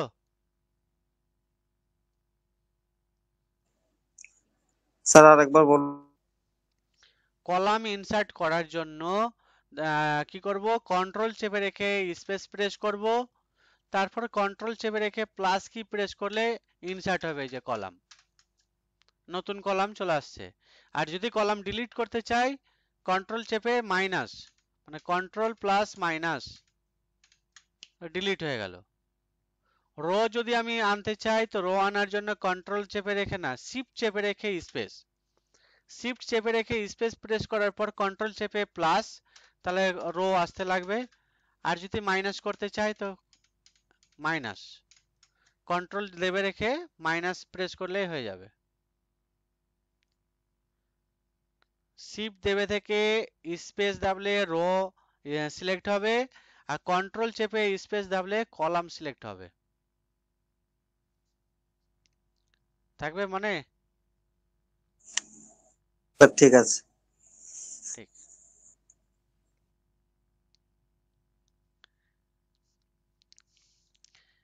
এবার আমি এই সমস্তটাকে ডিলিট করছি।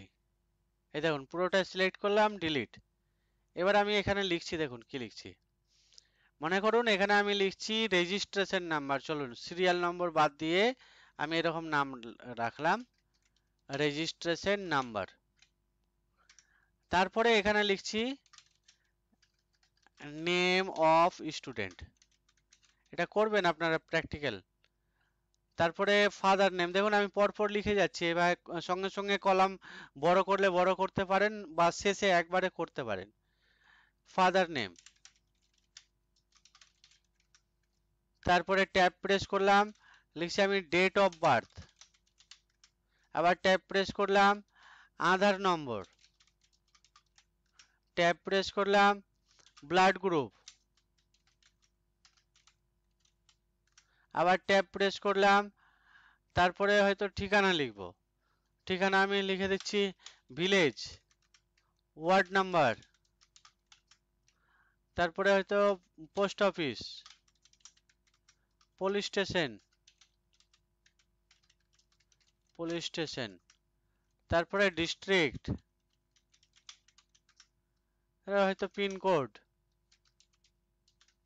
এবার লিখলাম। এবার এতটা লিখার পরে এখানে দেখুন আমি যদি কলামগুলোকে ঠিক করি, তো এই কলামটাকে ছোট করলাম, এটার নাম, বাবার নাম দুটো সিলেক্ট করলাম, দুটো কলামকে একসাথে আমি একটু বড় করছি, তো দুটো সেম ভাবে বড় হবে। এই দেখুন আধার নম্বর এত বড় রাখলাম, ব্লাড গ্রুপ এত বড়তে হয়ে যাবে, আর ভিলেজটা আমার একটু বড় লাগবে, এত বড় রাখলাম, ওয়ার্ড নাম্বার হয়ে যাবে, ওয়ার্ড নাম্বার ধরুন এত বড়তেই হয়ে যাবে, পোস্ট অফিসের নাম লিখতে এতটা জায়গা লাগবে। এভাবে কলামগুলোকে একটু বড় করে নিতে হবে, পিনকোড হয়ে যাবে। দেখুন কি করলাম, এবার গল্পটা হলো এই জায়গাতে দেখুন এখানে ব্লাড গ্রুপ লিখেছি, ব্লাড লেখা হয়েছে, গ্রুপ লেখাটা সম্পূর্ণ কিন্তু দেখতে পাচ্ছি না। একটু জুম করে দেখুন, গ্রুপ লেখা কিন্তু আঁটছে না আমার ওই সেলের মধ্যে, পাচ্ছেন দেখতে?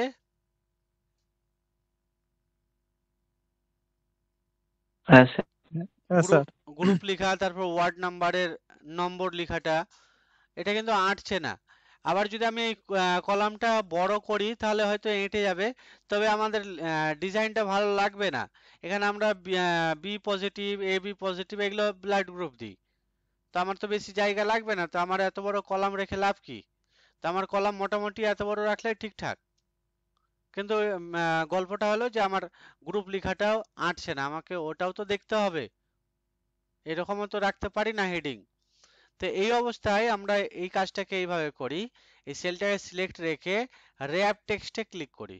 র্যাপ টেক্সট, র্যাপ টেক্সটে ক্লিক করলে কি হলো, ওই সেলের মধ্যেই দু লাইন হয়ে গেল, একটা সেলের মধ্যেই দুটো লাইন হয়ে গেছে, উপরে ব্লাড, নিচে গ্রুপ। ওয়ার্ড নাম্বারটাকেও তাই করতে পারি, ওয়ার্ড নাম্বারে ক্লিক করলাম, তারপরে র্যাপ টেক্সটে ক্লিক করলাম, দেখুন ওয়ার্ড, নিচে নাম্বার। আমি রেজিস্ট্রেশন নাম্বারটাকেও তাই করলে করতে পারি, রেজিস্ট্রেশন করব না, তো বড়ই লাগবে আমার, বাস। এই দেখুন একটা কাজ দেখালাম, আমি র্যাপ টেক্সটের কাজ দেখালাম, পারলেন শিখতে?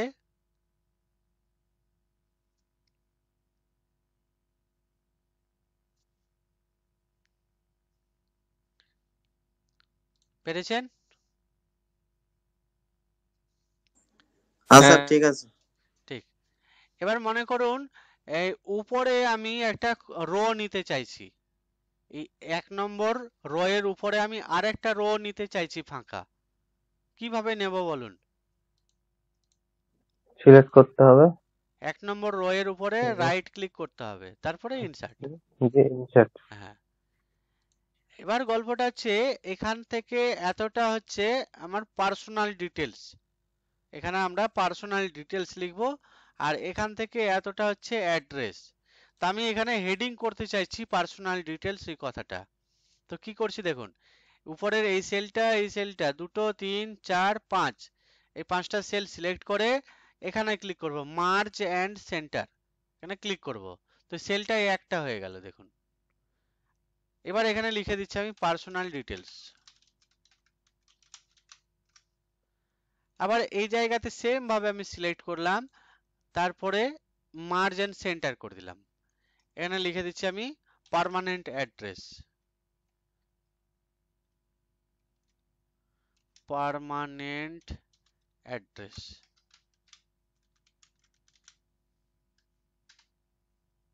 এই দেখুন লিখে দিলাম। তাহলে কেমন লাগছে? এবার রেজিস্ট্রেশন নাম্বার, রেজিস্ট্রেশন নাম্বারের উপরের সেলটায় কিছু লিখার নাই, তাহলে আমি কি করছি, উপরের সেলটা আর রেজিস্ট্রেশনের এই নামের সেলটা, এই দুটো সেলটাকে সিলেক্ট করে মার্জ করে দিলাম, তাহলে কি হলো, এই দুটো সেলও একটা হয়ে গেল। দেখুন কাজটা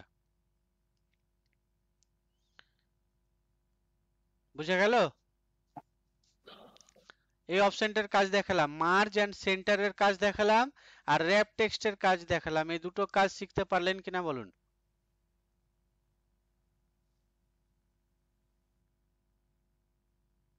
পেরেছেন শিখতে?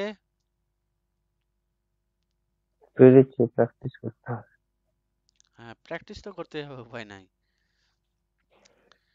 চলুন এবার আমরা অ্যাড্রেস লিখেছি, চলুন আরো কিছু লিখি। এখানে আমি ধরুন কোর্সের ডিটেলস লিখি, ধরুন আমার কম্পিউটারের বা কিছুর কোর্স ডিটেলস দিয়ে দিই, কোর্স ডিটেলস দিলাম নাম।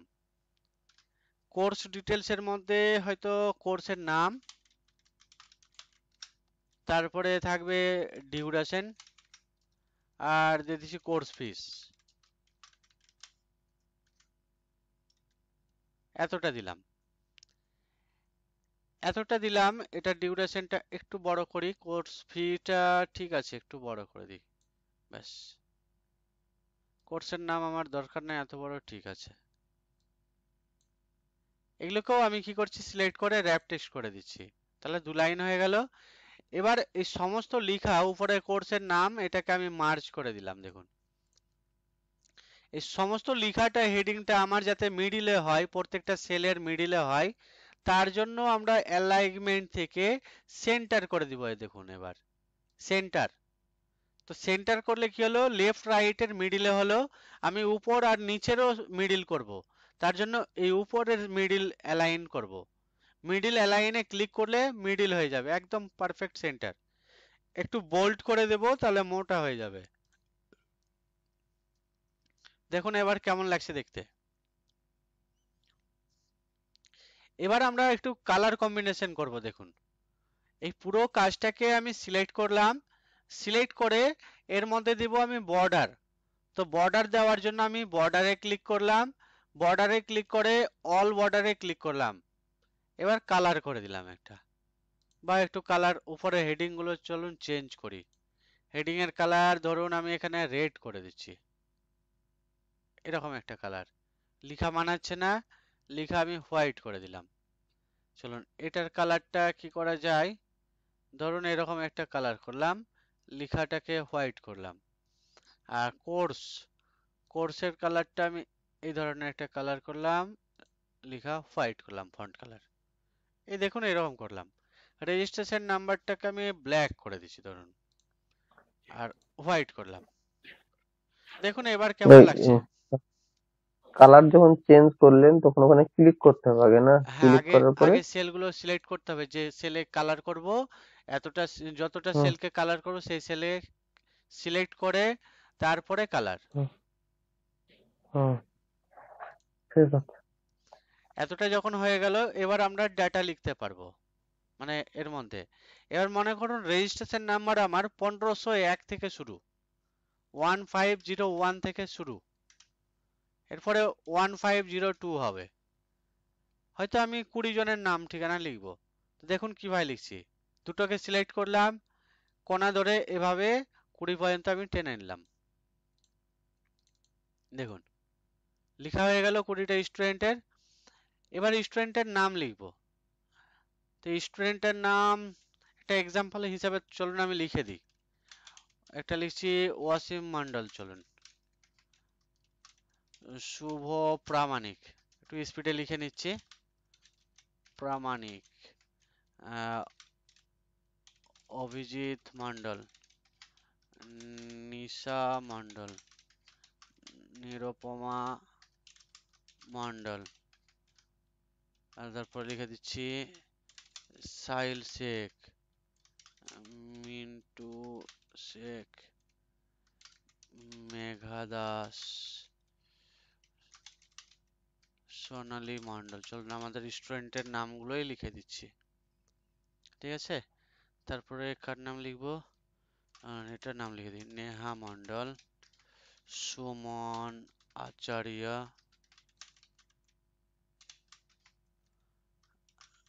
দীপ মন্ডল, রকি রকি সাহা। চলুন তারপরে সুমিত সিংহ, রিঙ্কু শেখ, RINKU, রিঙ্কু শেখ। আর একটা নাম লিখে দিচ্ছি রনি।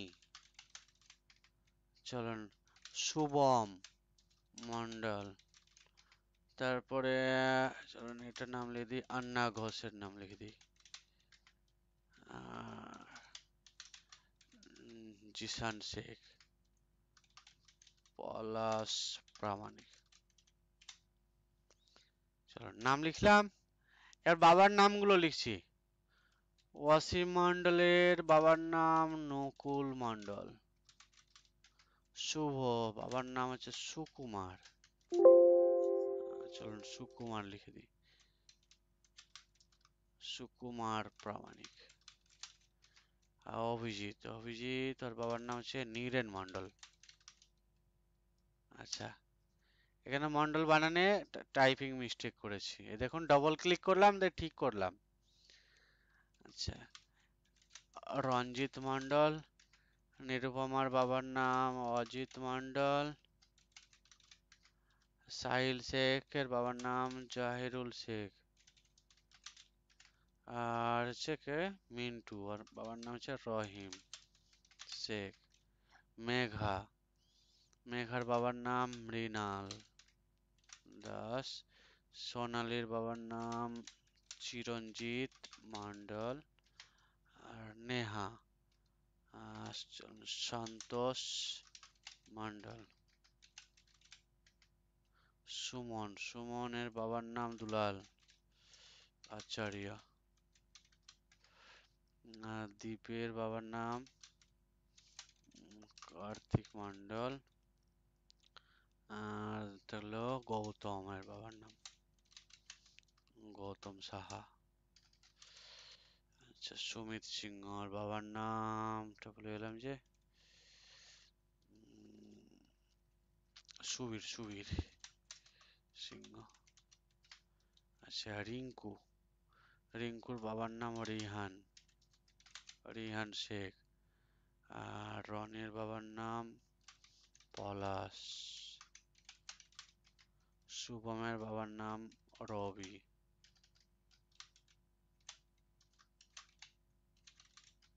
আন্না ঘোষ,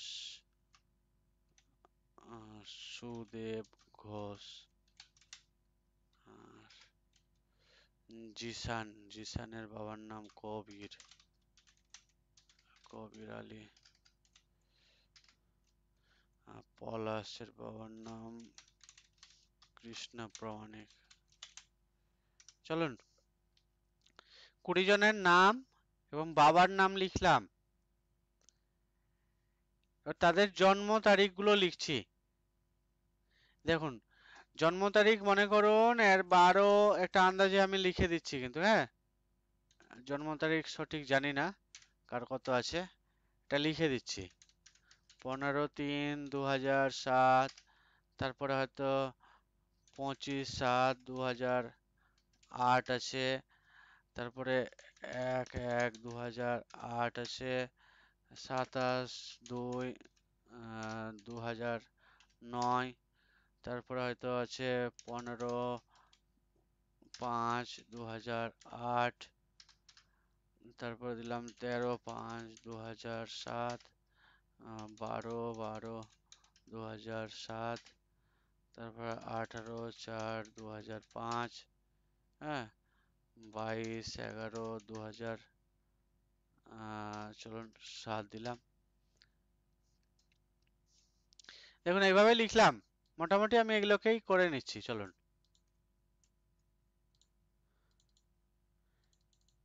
দেখুন, দেখছেন তো সবাই?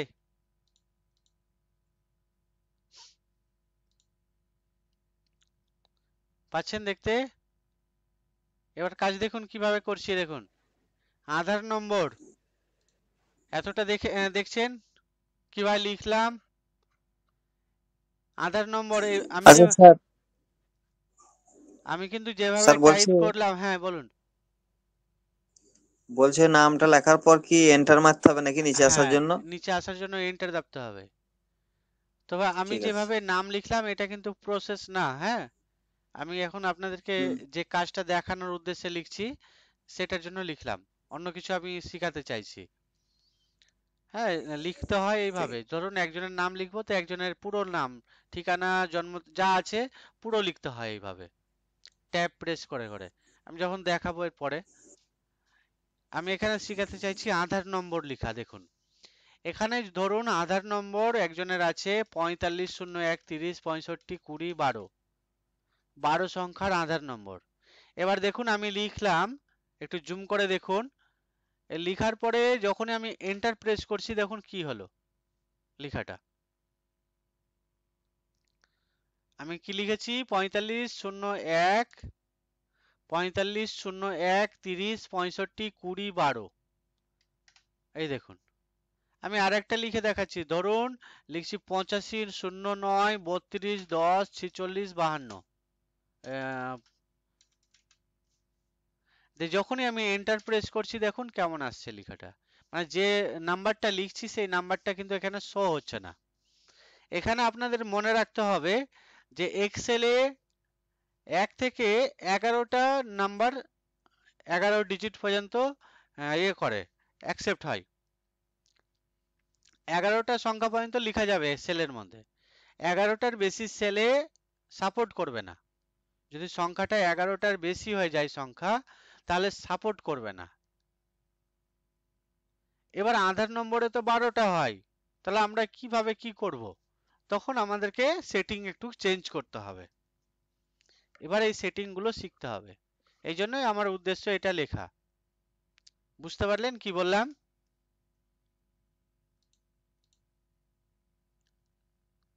পেরেছেন বুঝতে? হ্যাঁ, তো সেটিং কিভাবে করলাম, সবাই ঘুমিয়ে গেছে নাকি? না শুনছেন না তো? ঘুমাইনি। সবাই শুনছেন তো? হ্যাঁ এক্সেল হ্যাঁ। খুব, এক্সেল কাজের জিনিস তো, অনেক কাজের জিনিস এক্সেল। এই দেখুন, তো যখন আধার নম্বর লিখলাম শো হচ্ছে না, তো এটাকে কিভাবে ঠিক করছি দেখুন। পুরো আধার নম্বরের যেখানে যেখানে লিখবো পুরো সেলটাকে সিলেক্ট করে নেবেন। হ্যাঁ, সেলটাকে সিলেক্ট করে নেবেন বেশি করে, না হলে যতটা লিখেছেন তারপর আবার লিখবেন তো আবার আসবে। তার চেয়ে ভালো একবারেই সিলেক্ট করে নেবেন। সিলেক্ট করে নেওয়ার পর এর উপরে রাইট ক্লিক করবেন। রাইট ক্লিক করে এখানে একটা অপশন দেখতে পাবেন ফরম্যাট সেলস, এই ফরম্যাট সেলে ক্লিক করব। তাহলে একটা ডায়লগ বক্স ওপেন হয়ে গেল। এবার ডায়লগ বক্সের মধ্যে এখানে ক্যাটাগরি আছে কি, জেনারেল হয়ে আছে দেখুন। আরেকবার দেখান স্যার ওটা। আরেকবার দেখাচ্ছি। সেলটাকে পুরোটাকে সিলেক্ট করলাম, সেলগুলোকে সিলেক্ট করার পরে রাইট ক্লিক করছি ওই সেলের উপরেই, মানে এর বাইরে রাইট ক্লিক না, যেখানে সিলেক্ট করলাম সিলেক্ট করার মধ্যেই যে অংশটা সিলেক্ট হয়ে আছে সিলেক্টেড এরিয়ার মধ্যেই রাইট ক্লিক করলাম। রাইট ক্লিক করার পরে ফরম্যাট সেলে ক্লিক করব, এই যে ফরম্যাট সেল এখানে ক্লিক করব। এরকম একটা ডায়লগ বক্স আসবে।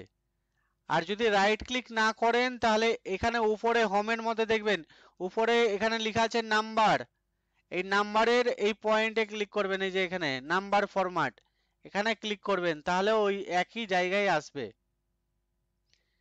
এরপর ক্যাটাগরি থেকে নাম্বারে ক্লিক করবেন, ক্যাটাগরি নাম্বার, এই নাম্বারে ক্লিক করবেন। আর ডেসিমেল প্লেস 2 হয়েছে এটাকে কমিয়ে 0 করে দিবেন। না ডেসিমেল না, আমি বললাম ওই 11টার বেশি তো লেখা যায় না, তাহলে 12টা ইয়ে সিলেক্ট করলেন কি করে, ওইটা আরেকবার দেখা। না না, এই যে লিখা নাই তো, 11টার বেশি হবে না তো। দেখুন লিখেছি, এখানে কি এসেছে দেখুন, 8.50932E+1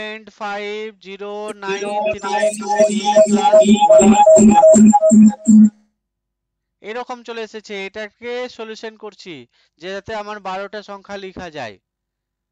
সেল যতটা খুশি সিলেক্ট করতে পারেন। আমি কি বললাম, সেলের মধ্যে 11টা সংখ্যা টাইপ করা যাবে, সাপোর্ট করবে। 11টার বেশি সংখ্যা সাপোর্ট করবে না। বোঝা গেল?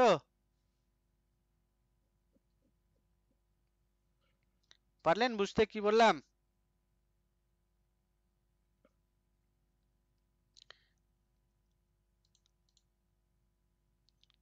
পারা গেছে তো? হ্যাঁ স্যার ঠিক আছে। তাহলে আমরা কি করলাম, সিলেক্ট করলাম, সিলেক্ট করে রাইট ক্লিক করে ফরম্যাট সেলে ক্লিক করলাম, তাহলে এরকম বক্স আসলো। এরপর ক্যাটাগরি নাম্বারে ক্লিক করব, নাম্বারে ক্লিক করার পর ডেসিমেল প্লেস 2 আছে এটাকে 0 করে দেব, 0 করে দিয়ে তারপরে ওকে করে দিব। তাহলে আমাদের নাম্বারগুলো এবার শো করতে লাগবে সঠিক। এবার যখন আমরা টাইপ করব তখন টাইপ হবে। দেখুন আমি টাইপ করছি 3201, তারপরে হয়তো লিখছি 45007820। দেখুন আমি 12টা সংখ্যা লিখলাম। এবার এন্টার প্রেস করছি, দেখুন হয়ে যাচ্ছে। এর আগে কিন্তু হতে ছিল না। ক্লিয়ার হলো? ব্লাড হ্যাঁ গ্রুপ, স্যার ঠিক আছে। ব্লাড গ্রুপ তো লিখতে পারবেনই। আমি ভিলেজ লিখে দেখাচ্ছি, ধরুন ভিলেজ বা ব্লাড গ্রুপ, চলুন লিখে দিই। এগুলোকে আমি কপি টপি করে দিই, চলুন এবার এই পেস্ট করলাম। একবার টেনে দেন তাহলেই হবে, যা হবে হবে। মাইনাস হয়ে যাবে, সঠিক হবে না। ওই তো হয়ে গেল আবার কি। এই তো এই করলাম, কপি করছি, পেস্ট। এর দুটো একটা সংখ্যা চেঞ্জ করে দিচ্ছি, ব্যাস। কোনো সংখ্যা 0 আছে 1 করে দিচ্ছি, তাহলেই তো হয়ে গেল আলাদা। চলুন একটা করে চেঞ্জ করে দিলাম।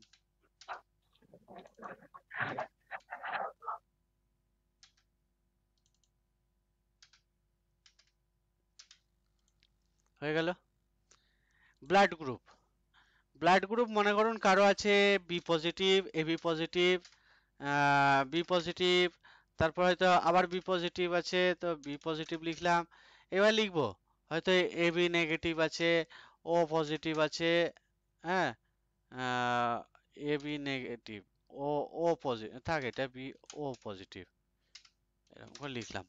ধরুন এরকম করে আছে কারো, যেটা আছে সেটা লিখবেন। লিখলাম মোটামুটি। চলুন, এগুলোই আছে। এবার ভিলেজ লিখে দেখাচ্ছি, দেখুন। তো ভিলেজ যখন লিখবো, তো ভিলেজ লেখার সময় কিভাবে লিখছি দেখুন। ভিলেজ মনে করুন এর বাড়ি হয়ে গেল বাস স্ট্যান্ড,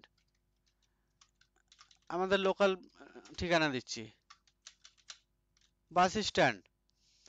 এবার ওয়াসিমের বাড়ি বাস স্ট্যান্ড, আর শুভর বাড়ি তারও বাস স্ট্যান্ড। তো বাস স্ট্যান্ড যখন হবে না, তখন কিভাবে লিখছি দেখুন, শুধু বি লিখছি, তো দেখুন চলে আসছে নামটা।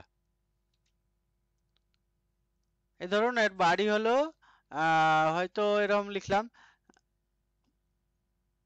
ধুলিয়ান বাজার বা গরুহাট লিখছি, ধরুন এই গরুহাট একটা জায়গা আছে, এর বাড়ি হচ্ছে লালপুর।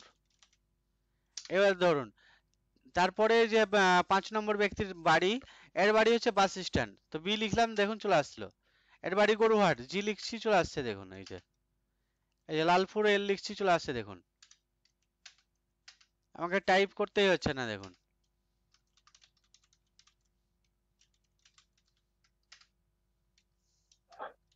অটোমেটিক চলে আসবে। হ্যাঁ, এই যে ঘোষপাড়া, হ্যাঁ। তো এই যে GH লিখছি, দেখুন চলে আসলো। কেন জি লিখে আসলো না কেন? কারণ গরুহাট জি দিয়ে আছে, আর ঘোষপাড়াও জি দিয়ে, তো দুটো জি দিয়ে হয়ে যাচ্ছে, এই জন্য GH লিখলাম, তখন আসছে। কিন্তু যদি আমি ঠাকুরপাড়া লিখি, তো টি লিখবো, তো দেখুন চলে আসছে, কারণ টি দিয়ে একটাই নাম আছে, এই যে। কিন্তু ঘোষপাড়ায় যখনই লিখছি, তো জি দিয়ে আসবে না। জি এর পর যদি ও লিখি, তো গরুহাট চলে আসবে, আর জি এর পরে এইচ লিখলে ঘোষপাড়া চলে আসলো, এল লিখলে লালপুর চলে আসছে, এই যে। বুঝা গেল? এরপরে হচ্ছে ওয়ার্ড নাম্বার। ওয়ার্ড নাম্বার লিখবো কিভাবে? ধরুন এর ওয়ার্ড নাম্বার, বাস স্ট্যান্ডের বাড়ি আছে, এর ওয়ার্ড নাম্বার হচ্ছে 5 নম্বর ওয়ার্ড, মনে করুন ওয়ার্ড নাম্বার 5। তো এই 5 সংখ্যাটা আমি লিখতে চাইছি 05, 05 লিখতে চাইছি। এই প্রবলেমটা সলিউশন দেখুন। 05 যখন আমি লিখে এন্টার প্রেস করলাম, এখানে কি হলো দেখুন, 05 হলো কি? না, এখানে শুধু 5 হয়ে গেছে। তা আমাদের জিরো যদি আমার প্রয়োজন হয়, ধরুন এরকম ব্যাংকের অ্যাকাউন্ট নাম্বার আছে বা অনেক কিছু আছে, জিরো দিয়ে শুরু হয়। হুম, তো জিরো যদি আমাদের লিখতে হয়, তাহলে লিখবো কিভাবে কোনো সংখ্যার আগে? তো দেখুন আমি এখানে 05 লিখতে চাই, তো 05 হলো না, 05 আবার টাইপ করলাম, 05 লিখে এন্টার যখনই মারছি, 5 হয়ে যাচ্ছে, জিরোটা বাদ হয়ে যাচ্ছে। এই অবস্থায় আমাদেরকে কিভাবে সলিউশন করছি দেখুন। 05 লেখার জন্য প্রথমে যে দেখবেন যে আপনাদের কিবোর্ডে একটা সিঙ্গেল অ্যাপোস্ট্রোফিস আছে, ওই যে সিঙ্গেল অ্যাপোস্ট্রোফিস যে কমা দেয় না উপরে, হুম, ওই উপরে এই অ্যাপোস্ট্রোফিস, সিঙ্গেল অ্যাপোস্ট্রোফিস টাইপ করবেন, তারপরে লিখবেন 05। দেখুন আমি লিখে দেখালাম, ওই যে সিঙ্গেল অ্যাপোস্ট্রোফিস, মানে নাম্বারের নিচে। হ্যাঁ, ওই এল এর পরে দেখবেন সেমিকোলন, সেমিকোলনের পরে থাকবে অ্যাপোস্ট্রোফিস। আমার কিবোর্ডে নাম্বারের নিচে আছে। হ্যাঁ, তো এই অ্যাপোস্ট্রফিস দেওয়ার পরে 05 তো এন্টার প্রেস করবেন, তখন 05টা টাইপ করা হয়ে যাবে, জিরোটা। এবার এটা টাইপ করলে কি হবে, এর মধ্যে একটা এরকম দেখবেন সবুজ রঙের একটা কালার দেখতে পাচ্ছেন। একটু জুম করুন, দেখুন এই যে দেখুন সবুজ রঙের একটা কোণাতে করে কালার দেখতে পাচ্ছি। এটা হচ্ছে ইররের সাইন দেখায়। তো এই যে ইরর চিহ্নটাই যখন আমি মাউসটা নিয়ে যাচ্ছি এরকম একটা চিহ্ন আসছে, এখানে ক্লিক করে তখন ইগনোর ওয়ান্স করে দেব, ইগনোর ইরর করে দেব। এখানে ক্লিক করব তাহলে এটা বাদ হয়ে যাবে। এই যে এই দেখুন হচ্ছে না, অটোমেটিক হয়ে যাচ্ছে। বুঝা গেল? পারলেন বুঝতে? আচ্ছা, post office, police station same ভাবে, লালপুর যে এখানে ভিলেজ যেমন লিখে দেখালাম এগুলো সব সেমই পেরে যাবেন, অসুবিধা নাই। আর কোর্স ফি, কোর্স নেম, এখানে একটু শেখার আছে। দেখুন ধরুন আমি এখানে কোর্সের নাম হয়তো লিখি, তো চলুন আমি একটা টেনে দিই, একটু তাড়াতাড়ি লিখে দিই নাকি, সিঙ্গেল অ্যাপোস্ট্রফিস 5 না হলে প্রবলেম হয়ে যাবে না। আচ্ছা লিখে দিই, টেনশন নাই, কতক্ষণ লাগবে। 07 05, চলুন অ্যাপোস্ট্রফি 05, এরো অ্যাপোস্ট্রফি 05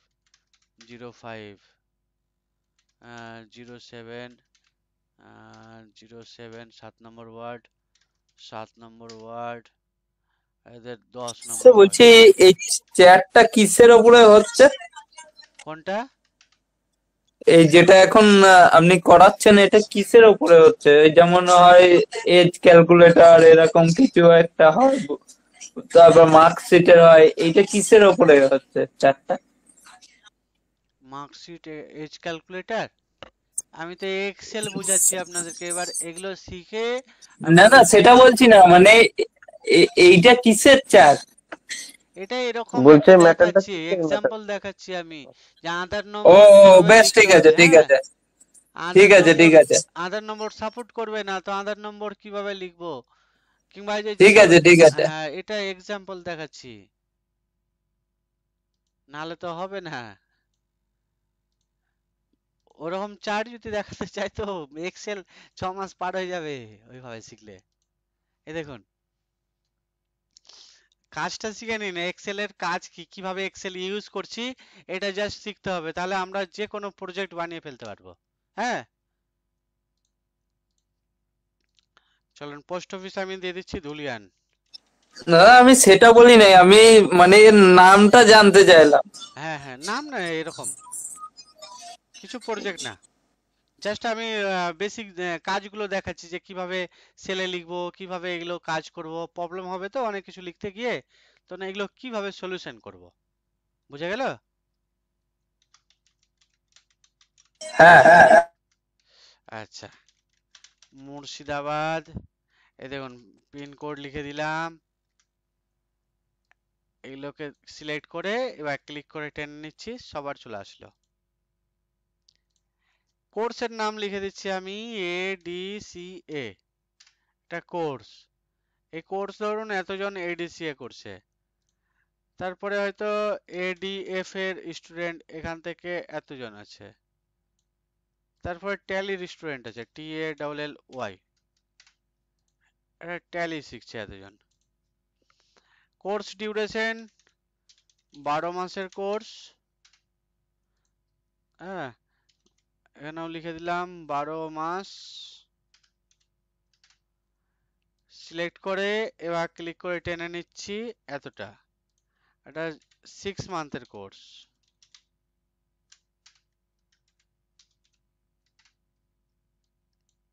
এই দেখুন, তো এগুলো নর্মালি আপনারা লিখে নিতে পারবেন। এবার গল্পটা আছে কোর্স ফিস লিখছি, দেখুন কিভাবে, এখানে একটা জিনিস শেখার আছে। ধরুন ADCA এর কোর্স ফি হয়তো আমরা নিচ্ছি 5200 টাকা, দেখুন কিভাবে লিখলাম, 5200 লিখলাম কোর্স ফি যেটা, এই দেখুন আমি এতটা ADCA 5200। এবার হলো এডিএফ, এডিএফ এর কোর্স ফি লিখলাম 7500 টাকা, এই 7500।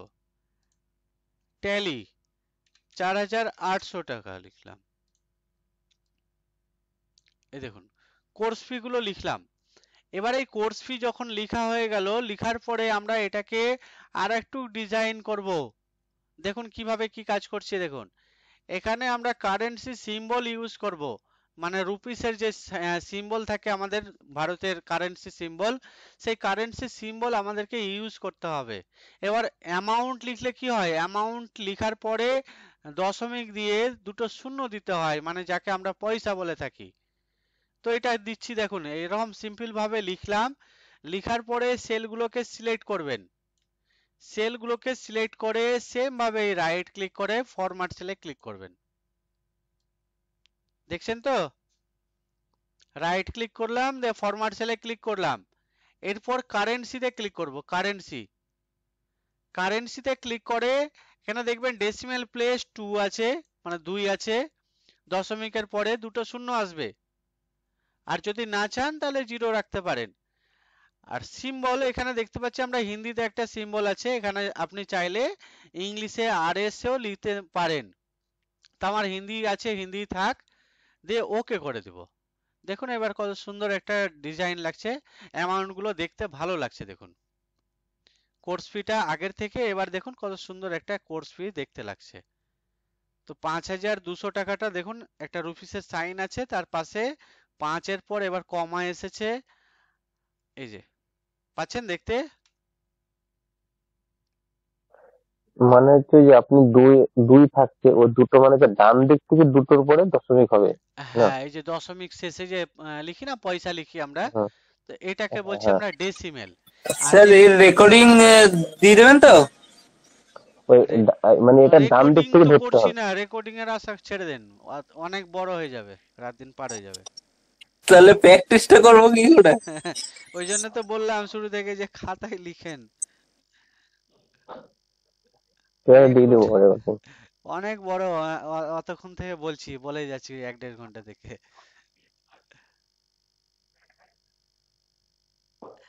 এই যে 5 লিখেছি না, 5 লিখার হুম পরে যে কমাটা আছে, এই হুম কমাটাকে বলা হয় সেপারেটর।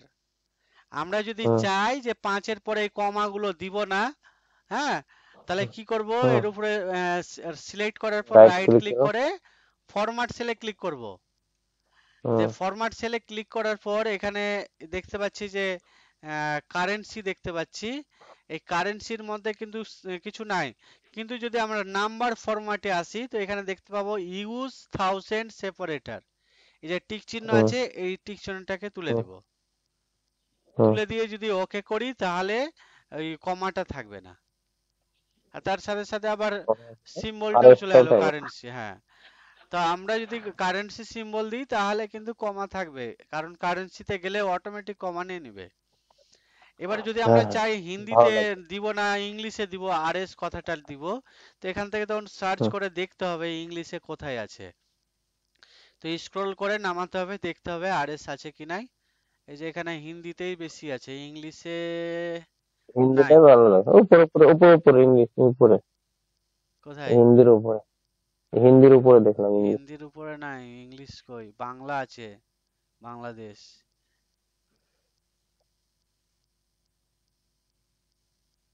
এগুলো তো কিউ দিয়ে, এই যে আরএস আছে, পাকিস্তানে আছে, আর এস ফুল স্টপ তো নাই, এই তো আছে, আছে। তো এই যে হুম। শ্রীলঙ্কার, শ্রীলঙ্কার আরএস, ভারতেরটা কই? ওই হিন্দিটাই বেশি ভালো লাগে। হ্যাঁ, কিসব দেখা যায়। আমাদের ভারতেরটা আমার সেটিংটা হয়তো চেঞ্জ করা আছে। এই যে এরকম লাগছে, তো নাড়ছে না, যে এরকম আরএস। হুম, ওটাই বেশি ভালো লাগে। হ্যাঁ, হিন্দিটাই ভালো লাগছে বেশি। হুম কারণ আমি হুম ব্যাক করে দিলাম, রাইট ক্লিক করে, বা এখান থেকেও করতে পারেন। দেখুন আমি রাইট ক্লিক করে না করেও এখান থেকেও সরাসরি করতে পারি। এই যে ওই হোমের মধ্যেই অ্যালাইনমেন্ট নাম্বার ফরম্যাট আছে, নাম্বার সেকশনের মধ্যে হুম এখান থেকে আমরা সরাসরি দিতে পারি। এই যে কারেন্ট সিম্বলটা, তাহলে অটোমেটিক হয়ে হুম, যাবে। দেখুন এই যে, হুম, ঠিক আছে। তাহলে কি কি বোঝালাম? আমি বোঝালাম এই জায়গায় কোর্স ফি লেখার সময়, অ্যামাউন্ট লেখার সময় যে সিম্বলটা দিলাম কারেন্সি সিম্বল, এটা হুম, বোঝানোর আছে। তারপরে 05 মানে জিরো কিভাবে লিখলাম, আর 11টার বেশি সংখ্যা মানে আধার কার্ডের নম্বর কিভাবে টাইপ করলাম, এটা প্র্যাকটিস করবেন। তারপরে সিরিয়াল সিরিজ তো প্র্যাকটিস করবেন। আর সেলকে কালার কিভাবে করলাম, বর্ডার কিভাবে করলাম, সেল ছোট বড় কিভাবে করছি, এই কলামগুলো, কলাম বড় করছি, কোনো সময় ছোট করছি। তারপরে আমি দেখালাম আপনাদেরকে মার্জ সেল, র্যাপ টেক্সট, অ্যালাইনমেন্টের সেন্টার করা, বর্ডার দেওয়া, কালার করা। হুম, হ্যাঁ, এই কাজগুলো দেখালাম, এই কাজগুলো সম্পূর্ণ আপনারা প্র্যাকটিস করবেন। ঠিক আছে। এরকম কিছু লিখবেন, একটা কিছু দিয়ে লিখে লিখে প্র্যাকটিস করবেন, দেখবেন যে হচ্ছে কিনা। দিয়ে যেখানে প্রবলেম হবে, যে জায়গায় বুঝতে পারবেন না, এর পরের দিন অবশ্যই আমাকে বলবেন ক্লাস শুরু হওয়ার সময়। ঠিক আছে? বল। হ্যাঁ।